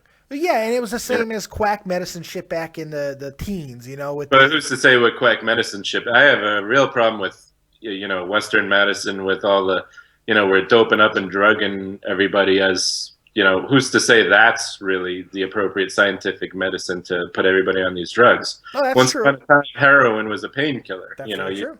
It still is. But you'd come out of surgery. You'd come out of surgery in the 30s. They would give you fucking heroin. Yeah. It's for different types of pain now. Your cough medicine would have heroin back in the day. So I don't know. It is about advancement. That's true. As a somewhat intelligent person, I don't subscribe to a lot of this, especially talking to the dead reduces stress. I would think that would give you a little more anxiety. Especially if you killed them. Especially if you're the one who did the deed. Yeah. Shut up. One thing I've learned throughout my many years on this earth is that you can never underestimate the laziness of people. Yeah. And if someone thinks they can get better, they can improve their lifestyle by drinking whatever concoction Dr. Oz tells you to do in 2 weeks, they're going to do that instead of actually watching their diet and exercising for 6 months. Well, they'll do that instead of eating and still lose weight and think it's a fucking miracle. Yeah. Minimal effort, max results. It's the American dream. Right. So they like, I'm going on a tea and saffron and coffee extract diet. Nothing but fish eggs. And that's all I'm going to have. I'm not going to eat cheeseburgers and french fries for 2 weeks. Oh my God, it works. I lost weight. Well, no, you just fasted. Yeah, that's right. You just starved yourself. Your body is eating its fat stores. So I should go on TV as Dr. Jim, Dr. Indifferent Jim, and be like, listen, people, I have the diet for you. I would like you to drink coffee and only coffee for 2 weeks. Only coffee. Just have coffee, no milk, no nothing. No, you can have cream or milk. That's okay. But that's it. Don't eat cheeseburgers and hot dogs because that'll counteract the benefits, the weight loss benefits of coffee. That's right. So somebody goes and they only have coffee for 2 weeks. And they're like, it works. I lost weight. No, you lost weight because you did that instead of the fucking shit that was making you fat. Probably also be insane. Yeah, greasy hair. You get the point. There's no proof. They can't prove it wrong, but they also can't prove that you didn't lose weight because of other factors. Yeah. Like the power of positive thinking. You can't, some people will heal whether they're positive or not, but you can't say, hey, these people heal from after surgery or after a trauma without medication or whatever because they're positive thinkers. Well, they might have healed anyway. If they hated the world and hated themselves, they might have just still sat there and healed. Yeah, plus, your body wants to heal itself also. So it's a slippery slope. And so I fault Dr. Oz for wanting to be a celebrity, but I also fault the AMA for going after him in particular because he is a celebrity. Yeah. Because there's a ton of quacks out there that subscribe to this and spout this. They spout it to 100 patients that they see a year or whatever it is. Well, if you're going to start somewhere, though, you're going to start with the guy. You're going to start with the guy who affects the most people. So for that, they're going to start and placate to a university student that had enough social media prowess to bring the issue to the forefront enough to get people to shut up, and then they're going to leave it alone. Probably. Well, on a quick aside, I just noticed, and I should have known this. I have Steam on my laptop, so I can show Jim later what Steam is. Sell them on bangs. There you go. So moving on, sorry. We're going to stick with the medical stuff for a moment. We got one more medical story because it's so riveting and captivating, but this is a really good one. Okay, so the surgeon who's been making headlines because he's promising to deliver the first ever human head transplant has now made his official pitch on U.S. soil. Sergio Canellaro, that sounds about right to me, who leads the Turin Advanced Neuromodulation Group. I don't know what you're saying, but if I'm a surgeon, I'm Sergio. Destiny. I'm Sergio. Sergio. More technical difficulties. I apologize for that, but let's get back to where we were. And that is, of course, Sergio Canavaro. Bango, help me out there. I hope I was right. No, that's it. Sergio Canavaro. All right. Canavaro. Telemundo. And he leads the Turin Advanced Neuromodulation Group, which sounds like bullshit. He first announced this project. What's that? Not that important. Go ahead. Actually, I do have something important. You mentioned Telemundo. There's a show which actually airs tonight called Sábado Gigante. You're dangerously treading into my jerk territory. Okay, well, just hold on a second. Of diversionary tactics here. It's definitely a point to this. Sábado Gigante is fronted by a man. Say it again, one more time. Sábado Gigante, fronted by its host is actually half Argentinian and half German. Okay. But he's fluent Spanish. So basically he's a Nazi that fled to South America. He is. Because that's the only South American Germans are the ones that fled. Exactly. They're all guilty. Yeah. The war criminals. That's wonderful. The host of Sábado Gigante is a Nazi. They said. So I got you there faster. Yes. Well, drops Mike. So is that reference because I'm in Germany and I find that interesting? I figured you'd find that interesting. He's connecting okay. the dots between Germany and his non-South American heritage. You know what, though? I appreciate the attempt of trying to include everything into it. You know what? That's solid fucking work. That's solid work. That's all I'm here for. He's just trying to church up this terrible topic of some fucking asshole doctor that wants to replace heads. What could be terrible about the possibility of having a head transplant? If I can get my head transplanted off this fucked up body, I would do it tomorrow. So you want your face and hair on a jacked up body, but yes. But which poor asshole gets Dave? Your body? Well, I mean, as long as the way I figured, if my head is in control, then whatever body I'm on is Dave. So so the head is Dave, but the body is some other schmuckle. Body's still Dave. Body's me. Whatever I'm controlling. So if you move your head to someone else like a fucking Lego man, yeah. Who's Dave and who's Dave 2? You know? Are you both Daves? See, I don't have that quandary at all. Like, because does the essence of Dave go with the brain or yes, heart? My consciousness. I go as my consciousness goes. So you feel your brain is dominant over your heart. Yes. See, for me, this only works one way. Get me Nicolas Cage. Get me John Travolta. Put the bunny in the box. I want to take his face off. Off. Peach. I could eat a peach for hours. So this is a big, long roundabout way to get into a fucking face-off reference. Yeah. the long-awaited face-off reference. That movie could have been so much better than it ever. God, yes. It's already awesome. No. It was okay, but I had so much more hope for that movie. I'm Castor Troy. The John Travolta parts are incredible. It's the Cage parts. Travolta as Nicolas Cage is better. Yeah, that's right. Yeah, when Travolta was playing, when Travolta was Troy, Castor Troy, but you know what? I'm getting a headache. Hey, so I just have a question here before the stop begins. Can we just replace Rachel Dolezal's head with like Whoopi Goldberg or something? Apparently, it wouldn't matter. Still be. Yeah. Oh, now you're being intolerant. That was racist, but you can't be racist because you're Puerto Rican. Yeah, I identify as Puerto Rican. According to her, there is no possible way of telling who her father is. Well, that's not true. But no, I know, but according to her, speaking of just to keep Bango interested, Bango's been pretending to be white for 20 years. Yeah. Or Japanese, one of the two. I'm half Japanese, half Spanish, and half white. And he's all Bango. You're like 150% human. Yes. Good for you, bro. Good for you. That's good math. That's really good math. All right, so do you think there's any possibility of a head transplant in our lifetime? I don't think that's the question. I don't think it should. I don't get the value. What do you mean? Live forever.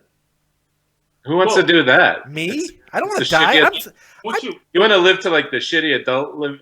If you put me on an android body, I'll live forever. Hell's yeah. I don't want to die. I'm scared of death. We're not talking head transplant onto an android. We're talking head transplant onto another person.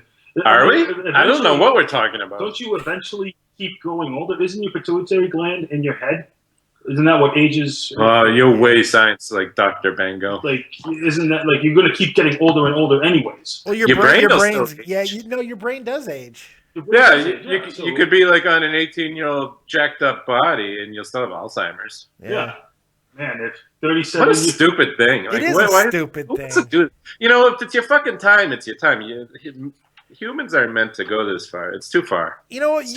One of the things that you used to hang your hat on in the shows, you used to say that you were able to convince me of so many things to bring me back to your side of things, and which wasn't always true. But in this case, I started out thinking this was the greatest thing in the world, and with a few short sentences, this is the stupidest thing I've ever heard. It's the stupidest thing.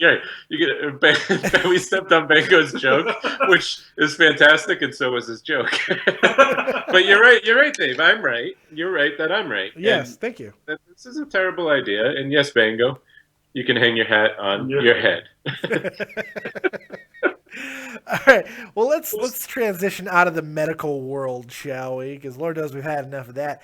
Let's jump to the sports platform for a few minutes because there's only one story I really want to talk about. We could talk about A-Rod hitting his 3,000, but that's a different show. That's not Don't care. That's not nerdy nor jerky enough for this show. But there is one thing that is, because this involves FBI investigations, hacking, and corporate espionage. And of course, that is the St. What the Louis Patriots do now, Bango? What the fuck is Bill and Tommy up to now? Yeah. Poor Kraft. What's Kraft doing? Where did he The best part of all the Patriots controversies is like nobody outside of New England understands Kraft isn't Kraft food. So there's backlash and vice versa. Like Kraft gets backlash when Kraft food does something shitty, which they're doing lately, and then boycott Kraft food, cheese. boycott macaroni and cheese because the Patriots cheat. It's America's so dumb. I love you, you beautiful Isn't bastard. it beautiful? America, you beautiful idiot. Robert Kraft isn't Kraft Foods, everybody. Well, remarkably, this does not involve the Patriots. No, this What? Yes, I know. Patriots are going to be pissed. I know. How can they get in on How can they get in on it? I know. Yeah, what did they do? We got to figure this out. I know this is the St. Louis Cardinals of the baseball world. Oh, St. Louis Cardinals, the best. They're the new Yankees. They're America's team. They are basically the Patriots. They win. They've done it the right way. Everybody's always thought the fact they. All their fans are because Mark McGwire was never on steroids. Yeah, it was Angelo's team, which technically wasn't illegal. Don't get me started on Mark McGwire. He's my favorite player growing up, and I once went to a Red Sox game. I went to a Red Sox game when they were playing Oakland, and I took my shirt off and painted a green number 25 on my budding. Yeah. I wish you could put your head on McGuire's now. That McGuire's body. There you go. Yeah, like that. Yes. His little micro phallus. little fucking balls. Yeah, Big bat, little balls. Big bat, little balls. And man boobs. He grew boobs from the whole andro shit too. Of course he did. I have man boobs, so I guess that's not really. Yeah, but yours, like mine, I assume, are naturally given. You know, we worked hard for these. Naturally gifted. I didn't work hard at all. Actually. Yeah, that's the whole point. We didn't work hard. That's why we have them. You know how much neglect goes into these man boobs? You have no idea.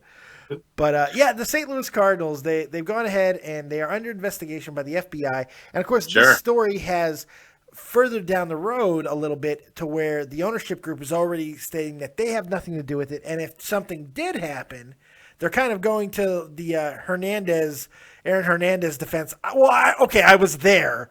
But I didn't kill the motherfucker. That's basically what they're doing. They're saying if something did happen, he killed him. Yeah, he killed him and anybody else they could find. He killed Tupac and Biggie too. Probably. He wasn't born then, but he probably did. Is that true? Yeah, might have been he's like 24, 25. So he was probably like one or two. Tupac's still alive. Yeah, that's right. So is Jim Morrison. Yeah. Pumping gas in Idaho with Elvis. That's right. Jimi Hendrix is there too. Idaho is actually where that new show, Wayward Pines, is taking place. I don't know if anyone's You're failing. We're watching it, but you're failing. We're not going to let you do this. No, I really. This ain't video games, motherfucker. No, get back in your box. Get back in your box. Get back in your box. I like Dylan, dude. Like that Dylan dude? Matt Dillon? Yeah. Matt Dillon, seriously? Something about Mary, Matt Dillon? I just want to say, I just want to say, the only thing I can get in is I like that Dylan dude. Oh. And Carla Gugino? It's all right. Dave has a crush on a wrestler. It's many wrestlers. That's okay. But one in particular, with Roman Reigns. Roman Reigns. He's gorgeous. I can't help it. Yeah, look, judge me if you want, but that man is gorgeous. I don't care. And I think the Skype went down. No, you just no-sold me again. You did it to me again.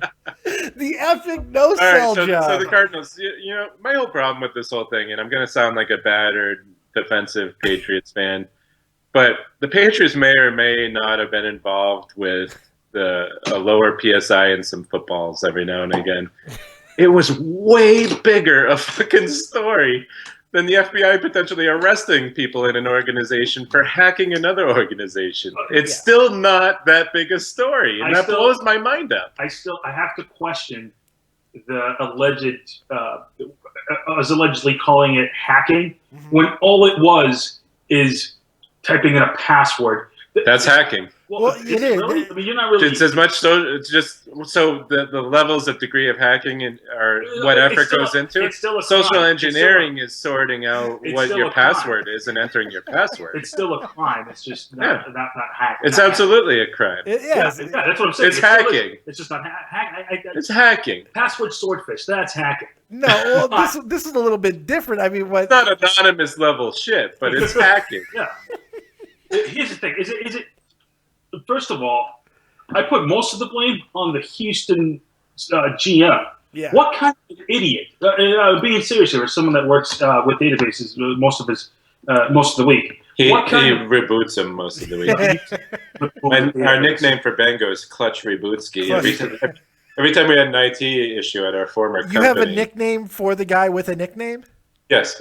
Well, Bango's not his nickname. That's his fucking name in these parts. Okay. Gotcha. But yeah, no, at work, we would call him up and be like, listen, Clutch Rebootski, my computer's frozen. I don't know what's going on. He's like, did you reboot? Oh, and did it work? Usually not. Yeah, no, it did. Anyhow, the Houston GM copies the same database structure, keeps the same passwords to all of his own personal information. And I bet you the St. Louis people just happen to come up on the information, the login info for Houston. We're like, I wonder if he kept the same password. Typed it in, and holy shit, he did. Holy shit, it worked. Isn't it your responsibility then to look? Right. Once you hacked onto his system, you have to look. Sir, we have the password. What is it? 1, 2, 3, 4, 5. It's the same as my last luggage. It's accessing another organization's record for no good. It's hacking. It's bullshit. Even if it ends up not being a federal FBI jobber, because I gotta imagine they have better things to do. Yeah. Right. It's bullshit, and they're not getting enough fucking. I don't know what I'm looking for. Look, they're probably gonna end up hemming up somebody who's lower level. Try to take as much onus off of the organization as humanly possible. But how much success has St. Louis had in the past 6 years? Immense success. Yes. So, would you say it parallels the Patriots? Yes. I think that's so. Very fair. I live on a planet where some rumor where some douche donkey may or may not have stuck a needle in a ball that a fucking referee should be feeling before every play anyway is a bigger fucking story and such a media shitstorm. Why are the Cardinals any different? That's what I don't understand. Football, baseball. Baseball blows. I love baseball, but baseball. Not enough people give a shit about baseball. Football, the football thing is going on the levels of football in the other football, soccer. It's almost to a religious fever. But the crimes aren't. Everybody, it's You're little right. You're edges right. that are magnified. It's no more serious than the other two. There's at least two other organizations that were found cheating at the end of the year, the Falcons and the Browns. It's not more serious than that. It's all the same. Everybody looks for a little edge. Well, it is. And that's people the thing. get caught and people don't get caught. I just, like I always say, wish the Patriots would be a little better at it. Yeah, don't get caught. And that... Cheat better, right? Better, yes. Yeah, cheat better. Cheat more. But here's the difference. So, how did the Cardinals get busted? Which asshole went out and said, "Hey, saw your shit, bro"? Yeah, the Cardinals organization is so goody two shoes that they probably told them themselves. They probably did. That would not be a big shock to me.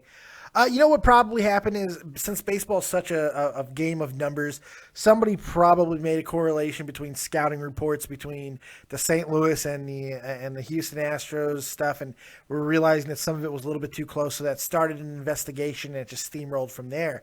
But the biggest thing that we got to remember about this whole situation is we're talking about the things that happen in the NFL. None of those are felonies. This is a goddamn felony. All of them are stupid. And they're football crimes. They didn't make a fucking difference. So did this hack make a difference? I don't even know. It depends on who you ask. I mean, they get they got some valuable information on draft prospects. Strategies. Did I hear right that Dodgers fans or LA media or someone with Plashke or someone was trying to say that they should lose their World Series ring after because. Specific to Dodgers fans. Is that true? Because they hate. Yeah, it's very true, and it's not surprising because Dodgers hate the Cardinals worse than Cubs fans hate the Cardinals. So it's not a surprise at all. Man, the Dodgers hate the fucking Cardinals, man. It's fucking bad. sports media should never allow it to be called the press, man. Right. Neither should any press, but Why not? It depresses me. That's a good. I like ding, that. ding, ding. Ding, ding. But sports media is such crap. They report on rumors and innuendo. It's ridiculous. It's pretty ridiculous. bad. So yeah, felony. I hope someone goes to jail, and we'll see what happens from there. There we go. Let's transition to the world of. Dave's like, get me out of here. Yeah, let's get out of the Cardinals. I'm a Cubs fan. I hate the Cardinals. So I just want someone to go to jail. I'll be happy. Fuck the Cardinals. Let's go to television a little bit, because one of the first things, and I feel this is very appropriate, because one of the first things that we ever connected, if you want to use that word, on was spoilers over, I believe, this very show that I'm about to talk about right now. Go for it. And of course, I'm pretty sure Bango watches this. You got to be a big enough nerd here. No, the spoiler fight between us and Tommy The spoiler C. fight, that's right. Dave was no, it was the meth show there. Breaking Bad. Breaking No, Bad. I see. I was never right. involved in that. I never watched Breaking Bad. It was Breaking Bad. That's no, right. you I'm just sorry. proceeded afterwards to try and spoil every other show ever made. Yeah. Yeah, which was epic, by the way. That was completely epic. But Game of Thrones Season 5 just ended. So those of you who have not Good show. watched yet, spoiler alert, we're going to talk about a few things real quick here. First off, do you both watch Game of Thrones? Yes. I've also read all the books. Okay. I haven't read any books. I've read the books as well. About that. So let's just get right into it. Is Jon dead? Yes or no? On the show, yes. In the books, no. That's the right answer. I'm actually saying no. I know that he's not going to be dead in the books, but I also don't think he's. I believe he's dead in the show. I actually do. He's dead, but he's not gone. Well, there's a distinction you have to make. Yeah, there's dead. I don't think they're going that way. There's like dead never coming back, or dead to be resurrected. I don't think the witch is bringing him back there. She's got to be there for a reason. You know, Yeah. she's there. And look, they made too much of emphasis on his patronage in this, if that's the right word. Parentage? I don't know. On who his parents are. They made too big of an emphasis for him just to die. They beat you over the head Yeah. with his parentage this past season. They did. They absolutely did. Because, the big theory out there, the L plus R equals J. Lyanna Stark, Eddard's sister, and Rhaegar Targaryen, Daenerys' older brother, who is the son of the Band King. The rumor is that Jon Snow is not actually a bastard of Ned Stark, but of his sister Lyanna. Yeah. Which makes a lot more sense. Yes. It makes much more sense to the fact of Ned being who he was. And they beat us over. Stannis really beat us over the head. With, he goes, his wife said to him, he's just a whore, a son of a tavern wench or tavern whore. He goes, that wasn't perhaps, but that wasn't Ned's way. That wasn't Ned's way. Or whenever like someone would say, "Oh, and the last Targaryen is dead," and Jon would pop up, "Hello, everybody." Hello. But a lot of things happened in season 5. Some people weren't really happy with the season. I thought it was really good. We got dragon riding, for Christ's sake, people. What more could you possibly want? That's a big payoff everyone's been waiting for. Because that goddamn dragon is wrecking shit. Yeah, we got. Not only did we get that, we got Tyrion and Daenerys finally meeting, which did not happen in the books yet. Yeah, and it was every bit of awesomeness as we wanted to see. So what do you guys think of season 5, man? What are your thoughts on it?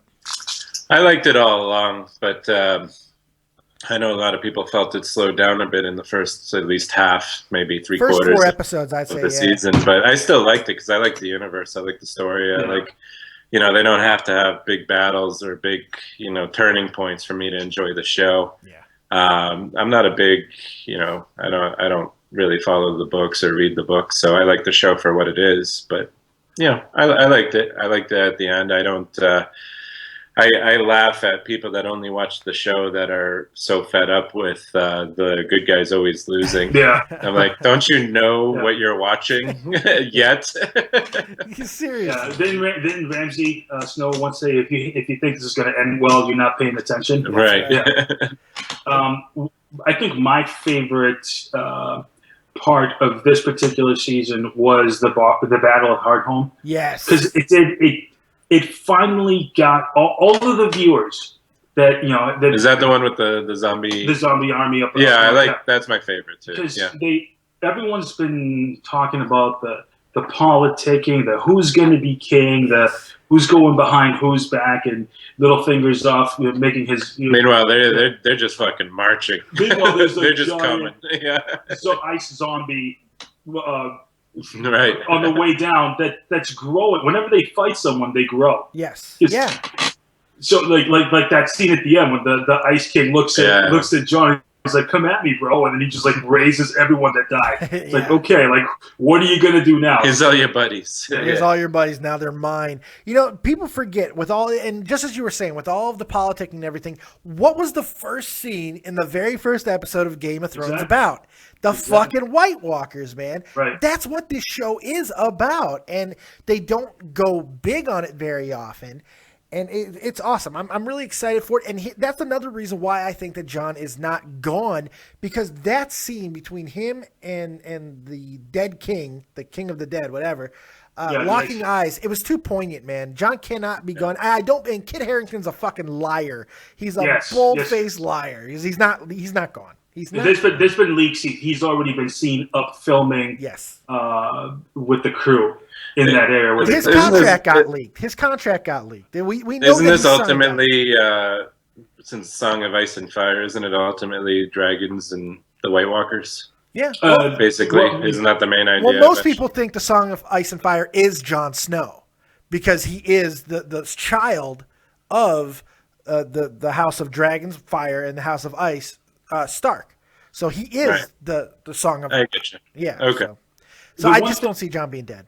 The one thing that is going to make it a little bit harder for them to justify bringing him back now that he's been stabbed 5 times is in the books they put a little bit more emphasis on wargame. Yes. In being able to become part of your animal, his spirit animal ghost, and they don't do enough of that on the show. Yeah.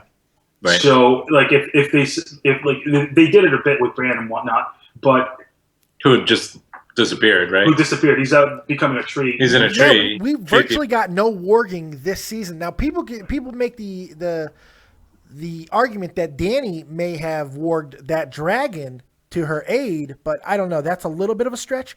Had Ghost been in the final scene, then I would say, yeah, okay, maybe he warged in the Ghost. But Ghost hasn't been seen.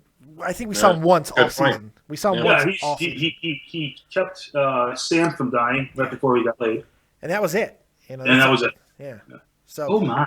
Yeah, it's going to be very interesting. All I know is April cannot get here soon enough. No, it can't. I hate this year-long wait, but it also makes it a little bit sweeter. Season 6 is going to be amazing. And the coolest thing about Season 5 was it showed us the beginning of the end. We know that the end game has, as soon as Tyrion and Dany met, that was the beginning. That's the end game. Because now she has everything she needs to really start moving forward. Except she's not even with them anymore. Well, yeah, but the Dothraki got him, but I got her. But that I don't think that's going to take long to rectify. I feel like it's going to take the whole goddamn season. That's possible too.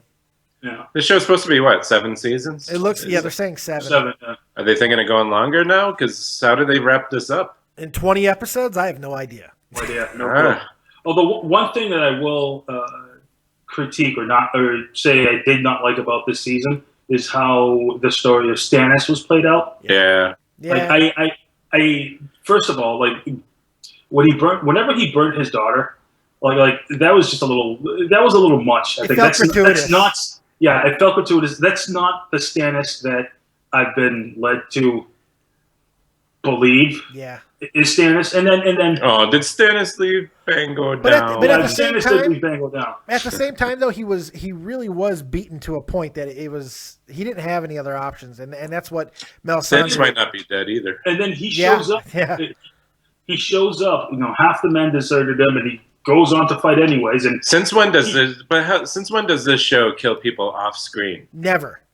You know? Yeah. I don't know that in the show he's dead. I don't know that. Because her allegiance technically should if you listen to her speech, should be to him. The mountain was killed off screen. The poison eventually killed him. I don't think we've seen the last of the mountain.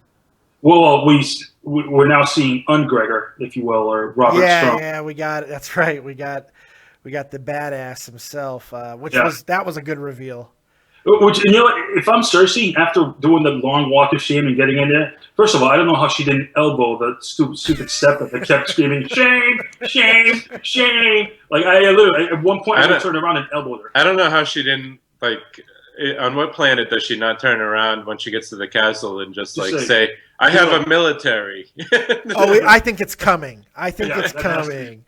And but she's got bigger problems now because the other drag of this season was the terrible storyline in Dorne that felt so flat. It should have been more important, but it just really was until the end. I thought the end of that story the end was great. Interesting. Yeah, I thought that was crazy. Yeah. That was pretty amazing. I want the good girl, but you want the bad pussy. That was awesome. That was pretty awesome. She used to be in Disney a couple of years ago, just FYI. Did she really? Yeah, she was doing Disney shows. My stomach just turned. She looks like Selena Gomez. Say that shit. Yeah, she does a little. She looks a little bit like Selena Gomez. Yeah.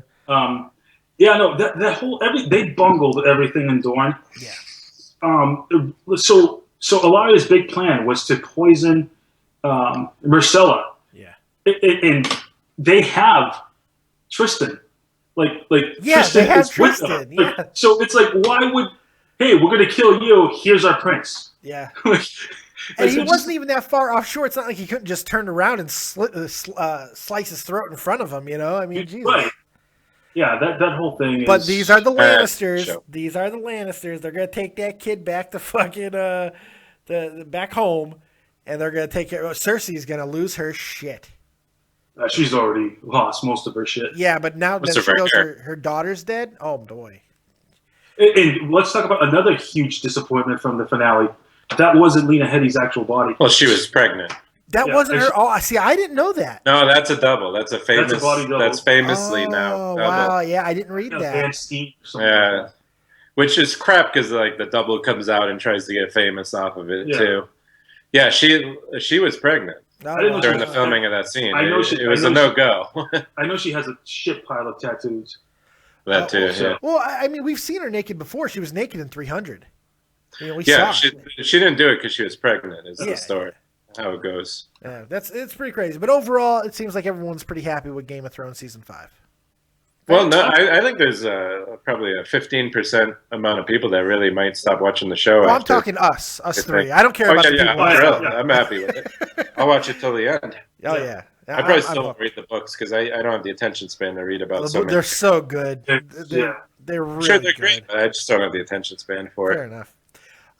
Going to film a little bit. We talked a little bit about The Rock. We brought him up at the very least. Basically, everything The Rock is doing is turning to gold. I mean, this guy takes a dump. You're going to sell it on eBay because it's just making money. Every movie he makes, it's $1 billion franchise now. Yeah, he just wrestled an earthquake recently, didn't he? Yes. It's got in San Andreas. He dropped the people's elbow on it. He did. He dropped the people. That's what caused the earthquake. Is the people's elbow. Yeah. It's a little known fact.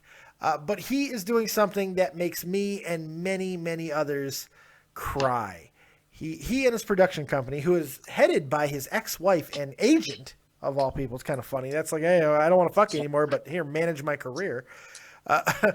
Hey, if she does business, she does business. Yeah, that's right. Hey, that's very true. You gotta separate personal and business, man. It's still a scary thought. But your wife edited your book, it turns out. That's a good point. Stupidity knows no bounds. It's very true. It's just business and personal, baby. Very true. Good point. But The Rock is doing something that scars me. They are they're at least talking about it. They're in the early stages of planning the remake to one of my favorite movies of all time, 1986, Big Trouble in Little China. Okay, all right. So, yeah, I feel your pain and I understand this. I don't so much have a problem with The Rock in it because The Rock makes movies make money. Yeah. That's undeniable. I think with modern CGI and stuff, a remake, not necessarily with The Rock, in fairness, but a remake of the Big Trouble in Little China isn't that awful an idea, although most remakes have failed. Yeah, well, see, the thing to me is... But that movie could have been pretty cool with some of the effects that they now have. I mean, I mean, the original Big Trouble in Little China would have made like 11 million in the theaters, right? It was like nothing. It was HBO and home video that made that movie. I don't know. So The Rock is Jack Burton. I mean, does The Rock get a mullet? I don't know. He actually does feel a little bit like Jack Burton to me. A little bit, like his attitude. I can kind of see it. Wait, he's not playing the girl there? Was that Christy Alley? Or who was that? Kim Cattrall. Kim Cattrall, that's right. Oh, shit. Kick me in the nuts. Sex in the Cities, Kim Cattrall. Mannequin. Mannequin. Holy shit. Yeah, that's right. So who should play that person? I have no idea. They haven't gotten that far because of the backlash. It has to be completely unrealistic. Like, who could be with Dwayne? Right. The girl that's playing Margot Robbie. Yeah, she's playing Harley Quinn in the new Joker. The Suicide Squad. Yeah. What's my thing is, Big Trouble in Little China is still watchable. It still stands up. It's a lot of fun. To this day, it doesn't feel like a 30-year-old movie, and it's a great flick. It doesn't need to be remade. I didn't feel Teenage Mutant Ninja Turtles need to be remade. I don't care about that like I care about Big Trouble in Little China. So Jack Burton was the... Fuck you, Dave. Fuck you, Dave. I just wanted to, so the whole point was Jack Burton, thought he was a superhero, and obviously he wasn't. It was either accidental or somebody else that got them through that. So who's the sidekick going to be? Does anybody know? God. Who's the real hero? If he wouldn't have got hurt recently, how about Ernie Reyes Jr.? Isn't he dying? Well, wasn't Ernie Reyes Jr. in the original? Or? No. He was in Teenage Mutant Ninja Turtles 2. He was also... Is that the one Kevin Nash was in? Yeah, he was Super Shredder. That's right. Nice. He was Kano. Yeah, he was Kano. Short little Hispanic guy that looks Asian. Who's that guy from The Raid? Not that he... Who's that guy? You watch The Raid and Raid 2 or whatever? That guy would be really good as believable. I think if he wasn't dying, Ernie Reyes Jr. is a good choice to me. He was also in Last Dragon. He was the little kid. That was great. Yeah. You don't know The Raid? I don't know The Raid. I've never seen The Raid, yeah. Out of Brazil? No. Really? Sorry. Bango, I just hooked you up. You gotta watch The Raid and The Raid 2 when you go Electric home. Boogaloo? Electric Boogaloo. As soon as you get time. I think they're probably both on Netflix, or if not, they're on iTunes. You will thank me profusely, both of you. I have not watched it. Watch The Raid. It's subtitled, but the action is unbelievable. Subtitled. I gotta read? I got books for that. No, you don't even have to read. Just watch. Okay. You guys will thank me both. I expect an apology. Who played Bruce Leroy in The Last Dragon? That's who. You know what I'm talking about? I'm Bruce Leroy. He's still around. When they were talking about doing that remake, he was in talks to be in it. Whoa. That's not being remade. No, about 5 years ago. About 5 years ago, they were talking about doing it, and then it got dropped. Who's the master? Show enough. Catches bullets with his teeth. Who's more bumbling and believable than Jack Burton as a white guy with a mullet? How does The Rock pull it off? The Rock's done some comedy, some comedic roles, but he doesn't pull it off to me. I don't see it being good. His character would be similar, except not as self-righteous as kind of he was in Walking Tall. He just kind of that badass with a little bit of a comedic streak. Well, it was more because of Johnny Knoxville's an asshole, and he was in there. Jack Burton survived that mostly because, by accident. And his reflexes. Come on. It's all in the reflexes. The mullet, really. Right? Right. It's I see that The Rock's in too many action movies as a badass to be believable as bumbling accidental hero. Yeah, and the problem is, there's not another Kurt Russell. I think that is probably part of the problem. I think Kurt Russell should do it again. Yeah. Fuck it. Why not? Let's go full-blown sequel. Too bad the old man's dead, I believe. He's got to be dead, right? Who's going to be that dude that blows up at the end? Like that Michael. Oh, God. I'll be that guy. Like a Michael Moore blow up. What's Michael Moore doing? Right. That's what I'm saying. It looks like he's going to blow up. I don't see this movie actually happening. It got too much negative backlash. I see it happening, unfortunately. Really? I still think it makes more than the first, which is odd. Yeah. If they can get John Carpenter involved in some way, shape, or form. He is, isn't he? Well, no, not yet. And he actually had a really good comeback to that when people were saying he needs to be involved. He goes, well, I didn't write the first one. So, it's okay. Yeah. I mean, they're not going to have me direct it. I didn't write the first movie. So. I think there was a way to redo this movie. And I'm not usually in support of redos, although I watch them all. I do watch them. I pay for them. When they redo these movies, these RoboCops and all these other things we liked as kids. But I think there was a way to redo this with the special effects we have now. But The Rock that's a sellout move. That's just because he will sell tickets. It will make movie. Yeah. It's just not money. the right guy. It's not the right guy. It's not the right guy to be as fun as it could be. But yeah, I agree. that movie will sell. It's going to sell, but you know what? It's bad enough I'm going to have to sit through an emotional raping when I eventually see Ghostbusters 3.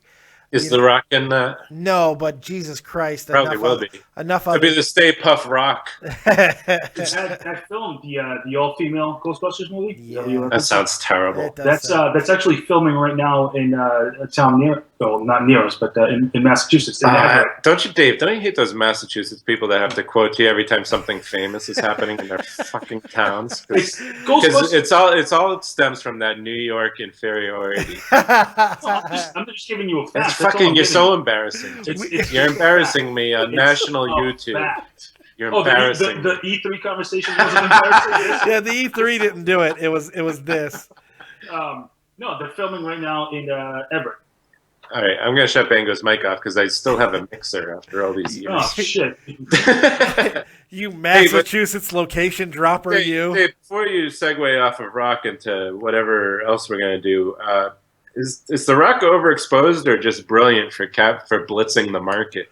I think as of yet, he's not overexposed as of yet. I think in another year or two, when we get 3 or 4 of these movies that are basically the same, then yeah. But it's the same question. Was Arnold Schwarzenegger overexposed in his prime? No. I'm not going to. But Arnold Schwarzenegger would never have had it. None of these action stars have the staying power. I think it's brilliant to blitz the market. Yeah, you have to.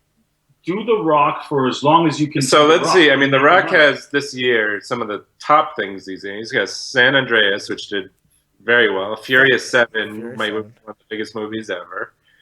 Baller is a HBO series, a series.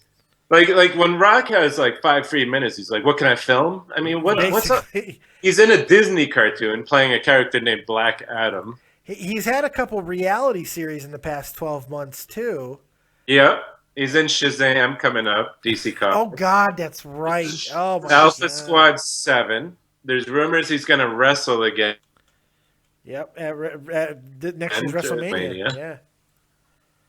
I mean, it's unbelievable. I mean, if anything, you should respect the dude, not just for his bank, but the guy works hard. Holy fuck. Oh, yeah. You know what? He understands. He's doing another Journey to Center of the Earth movie, but this is Journey 3 from the Earth. He's no dummy. He's turning around franchises. No. He's blitzing the market. He's going to make more money probably than any actor.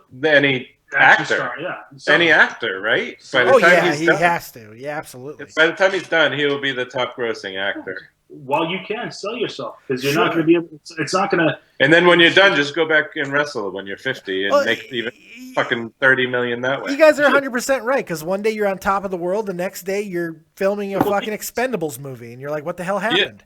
Yeah. As soon as you film the Expendables, go back to WWF for a 2-year run and. Right in the sunset in your 60s. Right. 4 times a year. Yeah. That's all you got to do. Brock Lesnar, that shit. Brock Lesnar, that shit. By the way, we'll be getting tomorrow, if you check out Dead on Dave Live at 1 to 3 p.m. Eastern Standard Time, you will hear the debut of the Dead on Dave Productions brand new theme song, which is called Brock Lesnar by my boy Real Talk, the Metaphor Messiah. It's awesome. I cannot wait to debut it for you guys. It's absolutely incredible. Make sure you check that out. Dead on Dave Live tomorrow, wrestling and sports talk, 2 hours of viewer questions. That's a live show? That's a live show every Sunday. If I call in, will you pick me up? Of course I will. I'll keep you on the whole damn show so you can yell at people.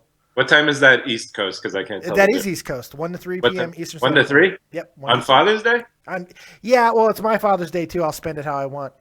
Yeah, I hear you. So I'm going to call into that. I figure if there's one time where dads can be like, hey, I'm going to go listen to this fat guy on the couch, it'll be that day. Fat guy on a little couch. That's right. So I think we hit the rock pretty good. We got a couple more things that we. Hey, Dave, before we go too far, can I just point out that in 1999, The Simpsons predicted that the St. Louis hacking. Yeah, the Mark McGuire with the stats. That's fucking unbelievable. The Simpsons continue to amaze me. Yeah, the Simpsons do so many That's things. Unbelievable. Well, the Family Guy predicted, what's his name? The Simpsons predicted the Family Guy. That's true. Married with Children predicted Bruce Jenner into Caitlyn Jenner before. That's true. That's true. That's very true. Hey, Bango, can Caitlyn Jenner get it? If I didn't know what she was before, yes. Okay, well, all right. Since we're on that subject, if you're at a bar and Caitlyn Jenner sits next to you and starts talking to you, now you're going to know who she is. I mean, you're just going to. Do you go for it? I have a feeling you go for it. Pretending he doesn't. Yeah. So the question stands. If you know who Caitlyn Jenner is and she's famous and whatnot, and you have a shot at Caitlyn Jenner as she is June 2015, does Caitlyn Jenner get it? She doesn't have a hoo-ha yet. She doesn't. You don't know. You have to find out. You're going to be the first. And you're the front line, man. You're the thin red line. She paid a lot of money for that body. It's got to have all the amenities. It's probably, a body that's good to go. I mean, I guess she's fucking 60-something. Yeah. Dude. But her body's just days old. Yeah, it's just days. I mean, answer the question. Probably yes. I mean, you freak. Would you tell anybody? Yes. Yes. Bango would make a podcast around that. I was the first. I'm going on record as saying no because I punch above my weight class always. Yeah, I don't think I could either. I have no. Yeah, I punch above my weight class, so she's not in my weight class. Caitlyn Jenner. Sorry, Caitlyn. So, I'm sure she's crushed at that news, Jim. I'm sure she's crushed. She'd like to get it. But she got a female body. She wants it. Right. Apparently, I believe she still is into females. I believe. She's transgender, not homosexual. There's more and more shit coming out that she might like dudes. That's weird. It's weird. I don't know. It's weird. I can't believe Caitlyn Jenner's gay. I mean, that Olympic hero no longer. Well, I mean, still Olympic hero, but that's a question. The gay straight debate is just funny. It's a weird debate. Let's move on before we get in trouble. Shit. Who are we gonna get in trouble with? I don't know. The FCC. I have no idea. FCC. This is the YouTubes. This is the YouTube. You know that you officially become old, bitches. You know that you officially become old when you start putting the in front of random things. It's the YouTubes. It's the YouTubes. YouTubes is in charge. That's right. Yeah. Or is this airing on YouPorn? I don't know. Well, we are talking Caitlyn Jenner. Wrong podcast. Wrong podcast. That's right. Let's wrap this up. We got a couple more things to talk about, and I think both of them are going to excite you, Mr. Peterson. And we'll start with, since we're already talking about one person who's denying who she actually is, let's get to Rachel Dolezal. Dolezal, yes. Hey, did you know it came out today? There's a sex tape with Rachel Dolezal. Yeah, she has a sex tape. So the question is, let's keep Bango engaged and interested in this podcast here, this YouTube cast. Bango, can Rachel Dolezal get it? Rachel Dolezal can get it as a white girl and as a black girl. Really? Yes. Did you know there's a sex tape of Rachel Dolezal? Yes. See, I have not read that news yet, and there's a story like in 2000 or something around there. She was still white back then, right? No, she wasn't. Well, she got married to a black dude back in 2000. Oh, so she got. Yeah, like 5 years later, they had a divorce, and she used as ammunition in the divorce that she was abused by her ex-husband, according to the Daily Mail. Oh, which would make her a black. According to the Daily Mail, which is probably a tabloid website at this point, .co.uk. That she used as evidence. You guys, I've been teaching you forever to name your sources so you don't get sued, dude. I'm trying not to get Davey sued here. Yeah, you're good. Yeah. That on Dave court proceedings is his next channel. I So she appreciate was you married looking to an out. African-American dude. He's a physical therapist named Kevin Moore. They get divorced after 5 years later. And in the court proceedings, she used as evidence a sex tape that he abused her. Like, I don't know how you don't know in a sex tape if you're not pretending to be, you know, Right. dominant. Right, like But like he was abusive and forced her on tape. I don't believe on that you videotape and give your wife access to a tape. This where woman you has lied about force her so many sex. other things. Yeah. This woman does is lie. So So it's she told her brother that she used to wake up with like her husband in her. oh And, god. like, well, that's marriage, Dave. I get well, not my marriage. I mean, I haven't had Well- sex in so long that I forgot what it feels like. My virginity's So- grown back, but that's just me.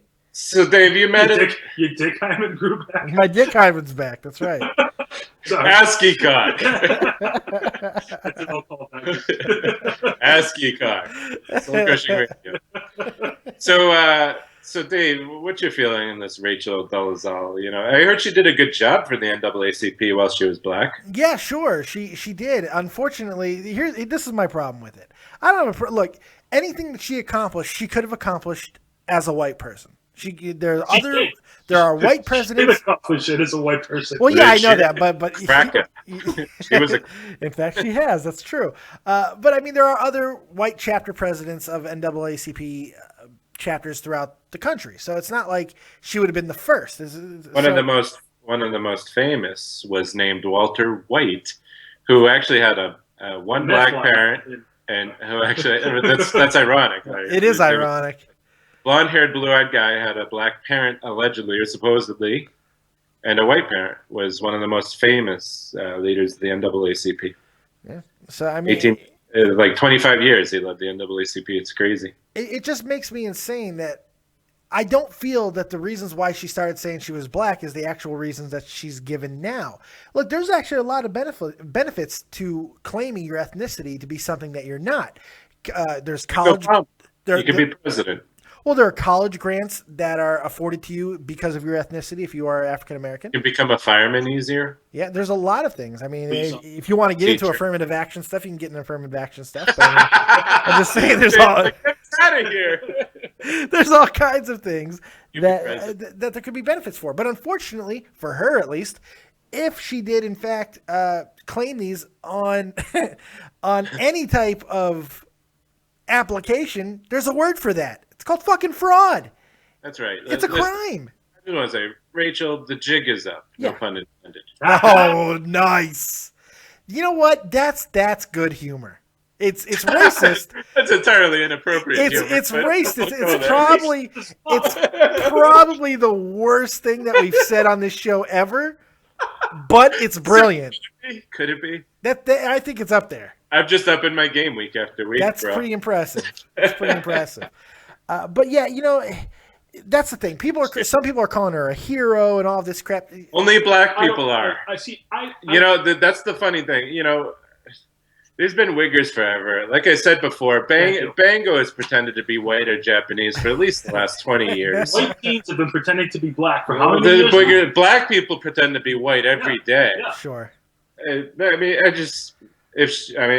maybe at some point, you know, she lied on an application, and maybe the fact that you can lie and it's a thing on applications is the real issue. But you know, she did a good job. She's a psychopathic liar. Yeah, that's the bigger problem. You know, she's gonna be uber rich. She's gonna have a reality show and a Books. book and a video game in E3 2016. A vivid contract. hopefully. She might get a vivid. Like the thing is, I'm not sure that this is all over yet because she's lied about so many things. The fallout has to be coming. It's no fallout in America. That's No. true because facts don't matter anymore. We make these people celebrities. We make Paula Dean has never been so popular, so sought after. We make, and this isn't even racist, except it's a reverse racist. It's like you know, we make these people popular. There's no fallout coming for this. It is now as bad as it will ever get for Rachel. Well, facts don't matter, and that's the problem nowadays.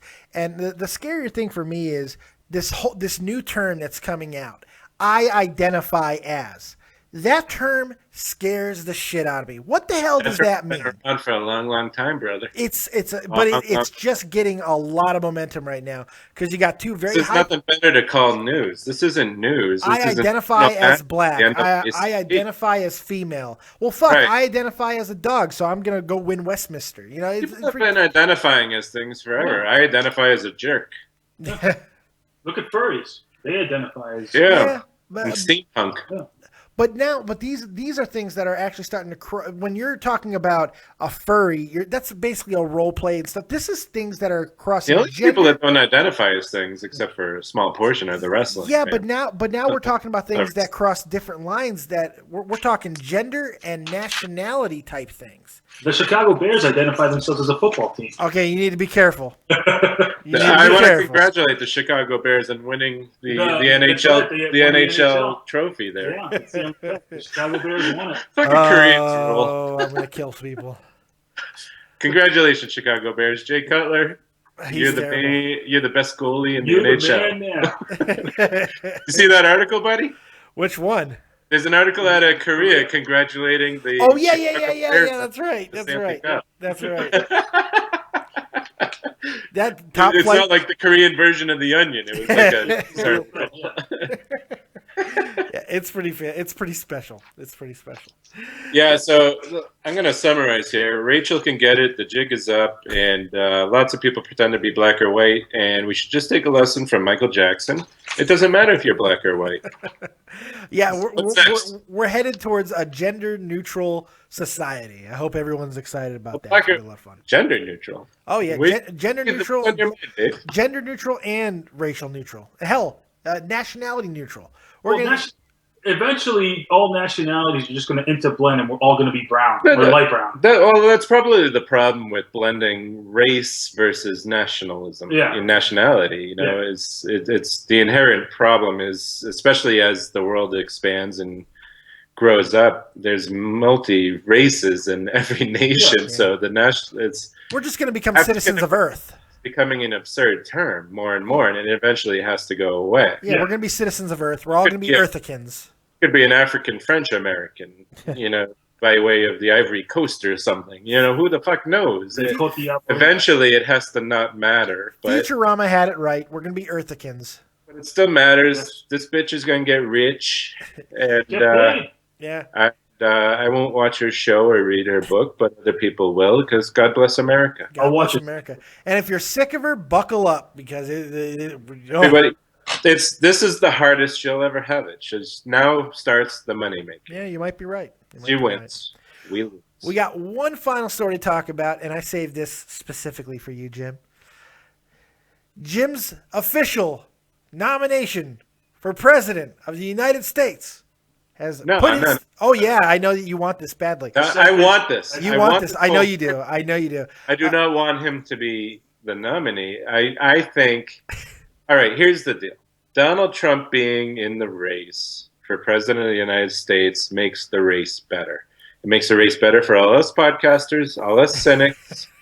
It makes the race better for politicians and for America in general. And it makes the race better because, dude is only in it to get to the debates, because he's not electable. No, he's not. He's in it to get to the debates, and he don't give a solid fuck. Nope. Like, he will make the debate more honest than any potential politician ever has. Very true. Because he'll say it. He'll say this shit. Well, he's got nothing to lose because he like thinks you said, he's not electable. Jobs to Mexico. So, I mean, what? Like, who in their announcements says, I'm tired of losing jobs to Mexico. I'm like, our jobs aren't going to Mexico, bro. The Mexicans are coming here. Right. Like, who? What? But he doesn't give a solid fuck. He really doesn't. And I think he will change the debate, because he will force people to answer some hard questions. And there are probably some questions that, should be answered on both sides of the fence. Yeah. I like it. Here's the thing. I like it too, actually.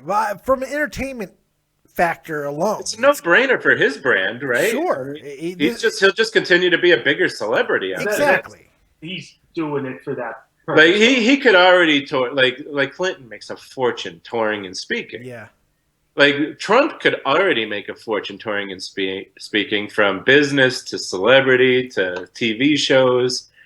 He just adds another fucking caveat to his celebrity. But the field is getting crowded. That's it's getting crowded. Because Republicans smell blood, but in reality, there's no blood.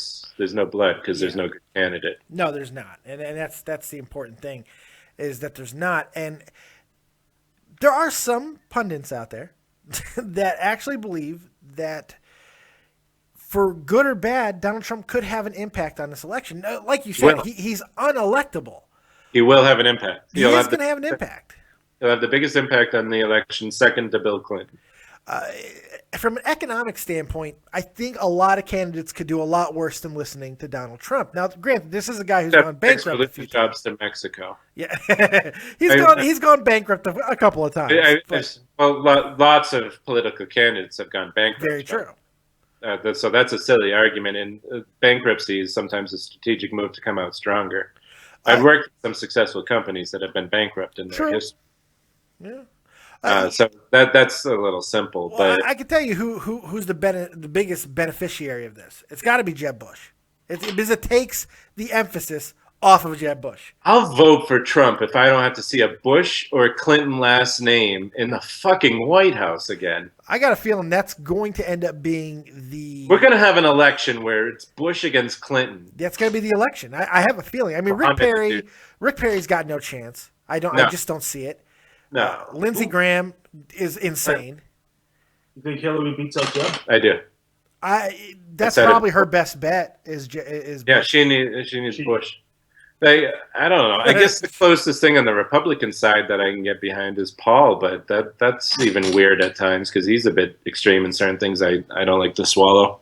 Can Rick Santorum get back into things? Fuck that guy, sweater vest wearing homophobic motherfucker. I hate that guy.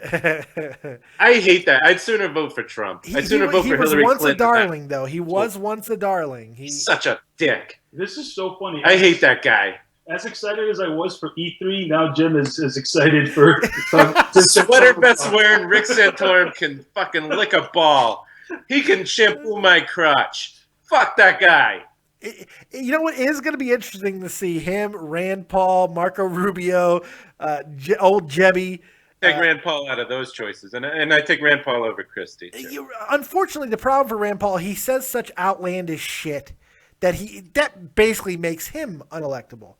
Yeah, he's kind of Trumpy in that way. He's Trumpy. Oh God, what a docket that would be. But have you ever watched? I know you spend a lot of time on C-SPAN in between your 170 hours of video game. That's right.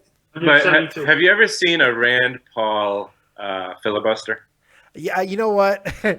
I have seen bits and pieces because I can't. So you've seen clips? I'm not sitting through a filibuster. The dude doesn't fuck around. He comes across like he comes across fucking smart in that shit. Well, he comes prepared. Look, nobody's ever accused him of not being prepared. So I think he's on the record as saying shit he wishes he didn't say along the way. But he is also one of the few politicians, even when I don't agree with him, that won't flip-flop. No, he won't. He will not. Flip-flopping can get you not elected. So you sometimes stand a better chance standing your ground in today's politics than flip-flopping and being caught with YouTube videos. That dude doesn't flip-flop. No, he doesn't. Somebody in the comments proved me wrong, but I don't agree with him across the board. I don't agree with him on abortions and some other things, but I don't know. There's just too many names. He has some ideas. I don't think we're. Yeah, I think there's too many names. There's aside from that, you got Ted Cruz, you got Chris Christie. There's just too many names. Ted Cruz is the fat softball player.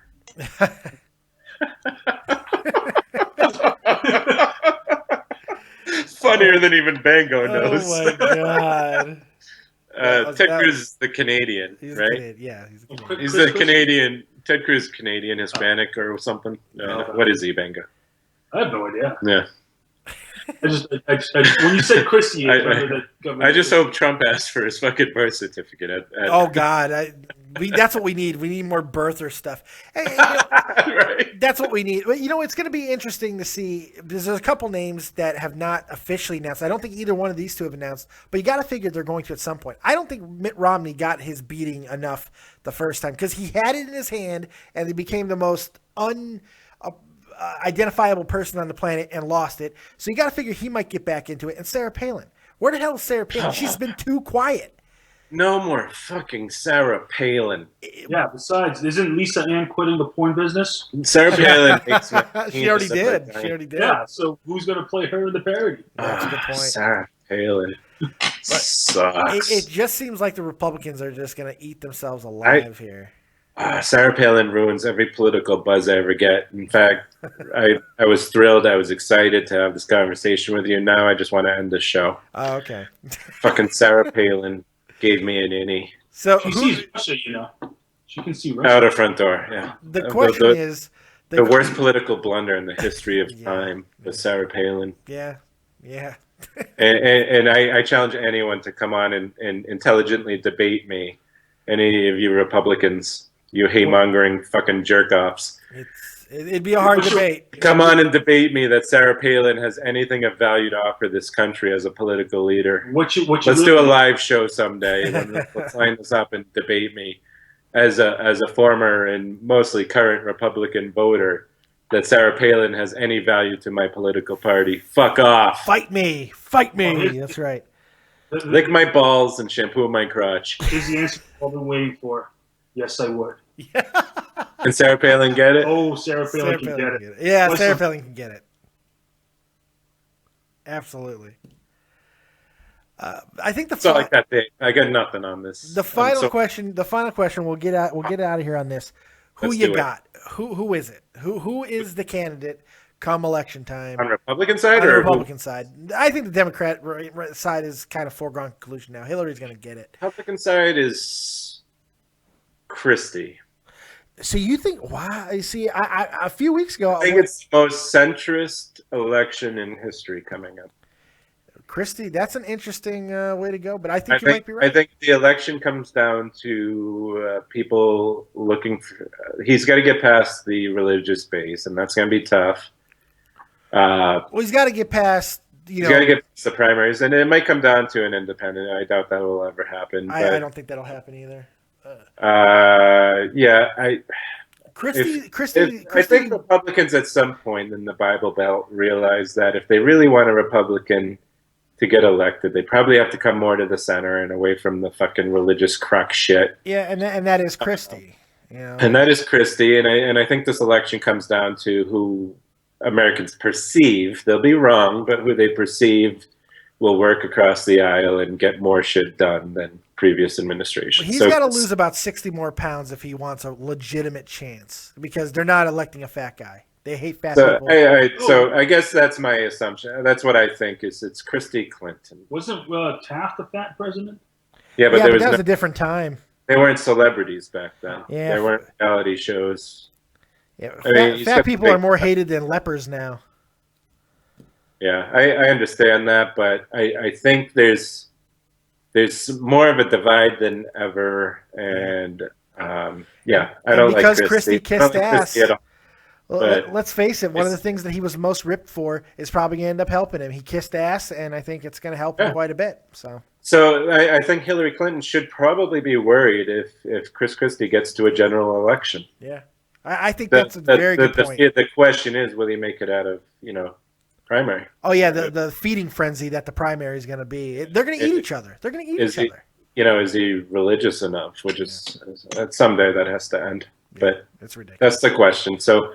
That's where I'm going. I'm going Clinton, and Christie, but I'm not going to enjoy it whatsoever. Bango? I will enjoy, as a podcaster, I will enjoy having Bill Clinton. Oh yeah, Bill roaming the halls again would be. I might enjoy Chris Christie in the White House too. Bill Clinton as the first lady, the first gentleman. Give it the fucking tours. Oh yeah, and this is where I got the blowjob. I actually don't follow U.S. politics or the government. But Bango, have you ever voted? I have, yes. I actually voted for Romney. If you want to ask me questions about, I did too. If I'm being honest, the election in Puerto Rico, I can answer any of that. Pacquiao. Oh, that's the Philippines. That's all the same to me. Although different sides of the world. Yeah, I know. It's not really the same. I know it's not at all. I'm just. They're islands. Yeah, I'm trying to cover my idiocy. Can you guys help me out? Why don't you just come out and say they have slanty eyes? On a side note, the Philippines is the only Asian island that was actually conquered by the Spaniards. So they actually speak a mix of Spanish and their native Asian tongue in the Philippines called Tagalog. Tagalog? Tagalog. Tagalog? Tagalog. Wow. Tagalog? Yes, Tagalog. So Tagalog? I can actually understand some Filipino Tagalog. Tagalog? I've watched movies that way. Well, that is information for life. Yeah, that hopefully that supersedes my political views on. Yeah, you know what? You more than made up for it. Hey, thanks. That was good. But the bigger question is, Hillary Clinton, can she get it? Oh, now no. Hillary can't get it. Back when she was the first lady. Can Chelsea Clinton get it? No, she's a redhead, Bango. Oh, that's Bango likes the white redheads. Yeah. No, Chelsea could then and now. No, more now. More now. Because she was, 10. Yeah, more now. Yes, that's right. 12. Okay, I'll give you 12. 18. All right, I want to look up. Audience. You took me. Google how old Chelsea was for the 8 years Clinton was in president. She was a kid. She wasn't, but I think she was in her teens. She was a braceful motherfucker. She was a teen, and so was I. Not pretty, man. I think she was so it's okay. Yeah, back then. Back then, yeah. Now, not so much. When I first saw Interview with a Vampire, and I had a crush on what's her name? Kirsten Dunst. Kirsten Dunst. You still do? Yeah, I still do. She's not hot. She's very hot. She's not hot. She's got weird. She's got really weird teeth. Yes. Oh yeah, I'm staring at her teeth. Well, I'm just saying. Well, what else are you staring at? She doesn't have much of a body. She doesn't have a great body. She doesn't have a great face. She does have a great. She's got flat hair. She's got a Calista Flockhart body. No, she does not. I'd rather see Calista Flockhart. She's skinny as shit, though. She is skinny as shit. She's not as skinny as Calista Flockhart, but I mean, there's nothing going on there. Kirsten Dunst isn't actually that skinny. She's kind of medium, right? Well, now I think she's lost a lot of weight recently. She was kind of plumpy in the Spider-Man stuff. Kirsten Dunst in the Spider-Man movies. She's not hot. Very. That was probably at her hottest, to be fair. She was at her hottest there. Nope. But that was because of who she was playing. She was at her hottest when she killed herself in that movie there. What was that movie? That's a fucking Virgin Suicides or something. Was she in that? I don't know. I don't Upside Down? Isn't she? That was about how she kissed Spider-Man. Yes, it was. Yeah, that was great. So I think that about wraps it up. I gotta get the fuck out of here. We're working on Kirsten Dunst. Excellent. Wait, if there's a better way to end it, I don't know what it is. So yeah, this was our first Nerd and the Jerk back with the original Jerk, even though Tommy does contest that, by the way. Tommy that he in fact is the original Jerk. That's absurd, isn't it? What's he gonna do now that there's no hockey? That's absurd. He's gonna come on my channel more often. He's gonna say funny shit on Dave's show, and Dave will cut it out just to make a good fight again. A good radio war. That's what I do. I'm one deceptive bastard. That's absurd. I came up with the name Nerd and Jerk. I sought you out specifically to team up. That's crazy. Well, you guys had one Nerd and Jerk show. You used to have this guy's take on it where you guys were on, and one of you might have been a nerd, and the other was most certainly a jerk. But I brought it to the forefront where I owned jerkdom. I'm in agreement. I put the name out there. And I'm the original Jerk, but Tommy might be the best Jerk. I like Tommy on the show. I thought he was great. I'm just banging. I've enjoyed the first 2 episodes back, the first 2 episodes of Nerd and Jerk right here on Dead on Dave Productions. I've enjoyed immensely. But I have to give the edge to this one because, as we all know by now, the inclusion of Bango into anything makes it 64% better than without. It's like Miracle Whip. And Bango. Remember those words. That's right. And Bango. The 2 words that will make anything better. Look, I hope, for one, I absolutely hope that we're going to be doing more Nerd and the Jerks together. Not just me and Jim, but Bango, you need to be on as much as humanly Dave doesn't want me anymore. He's like, it's like, I got to be honest. The only way I can have you is with the Bango. You know that's not true. I want you on every episode. I wish you could do every episode you'd be on.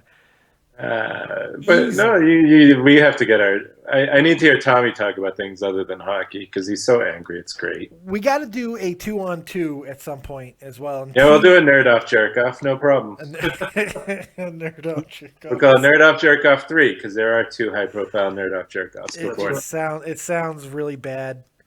Which is so good. Oh no, we don't jerk each other off on it. Oh well, then I don't want a part of it.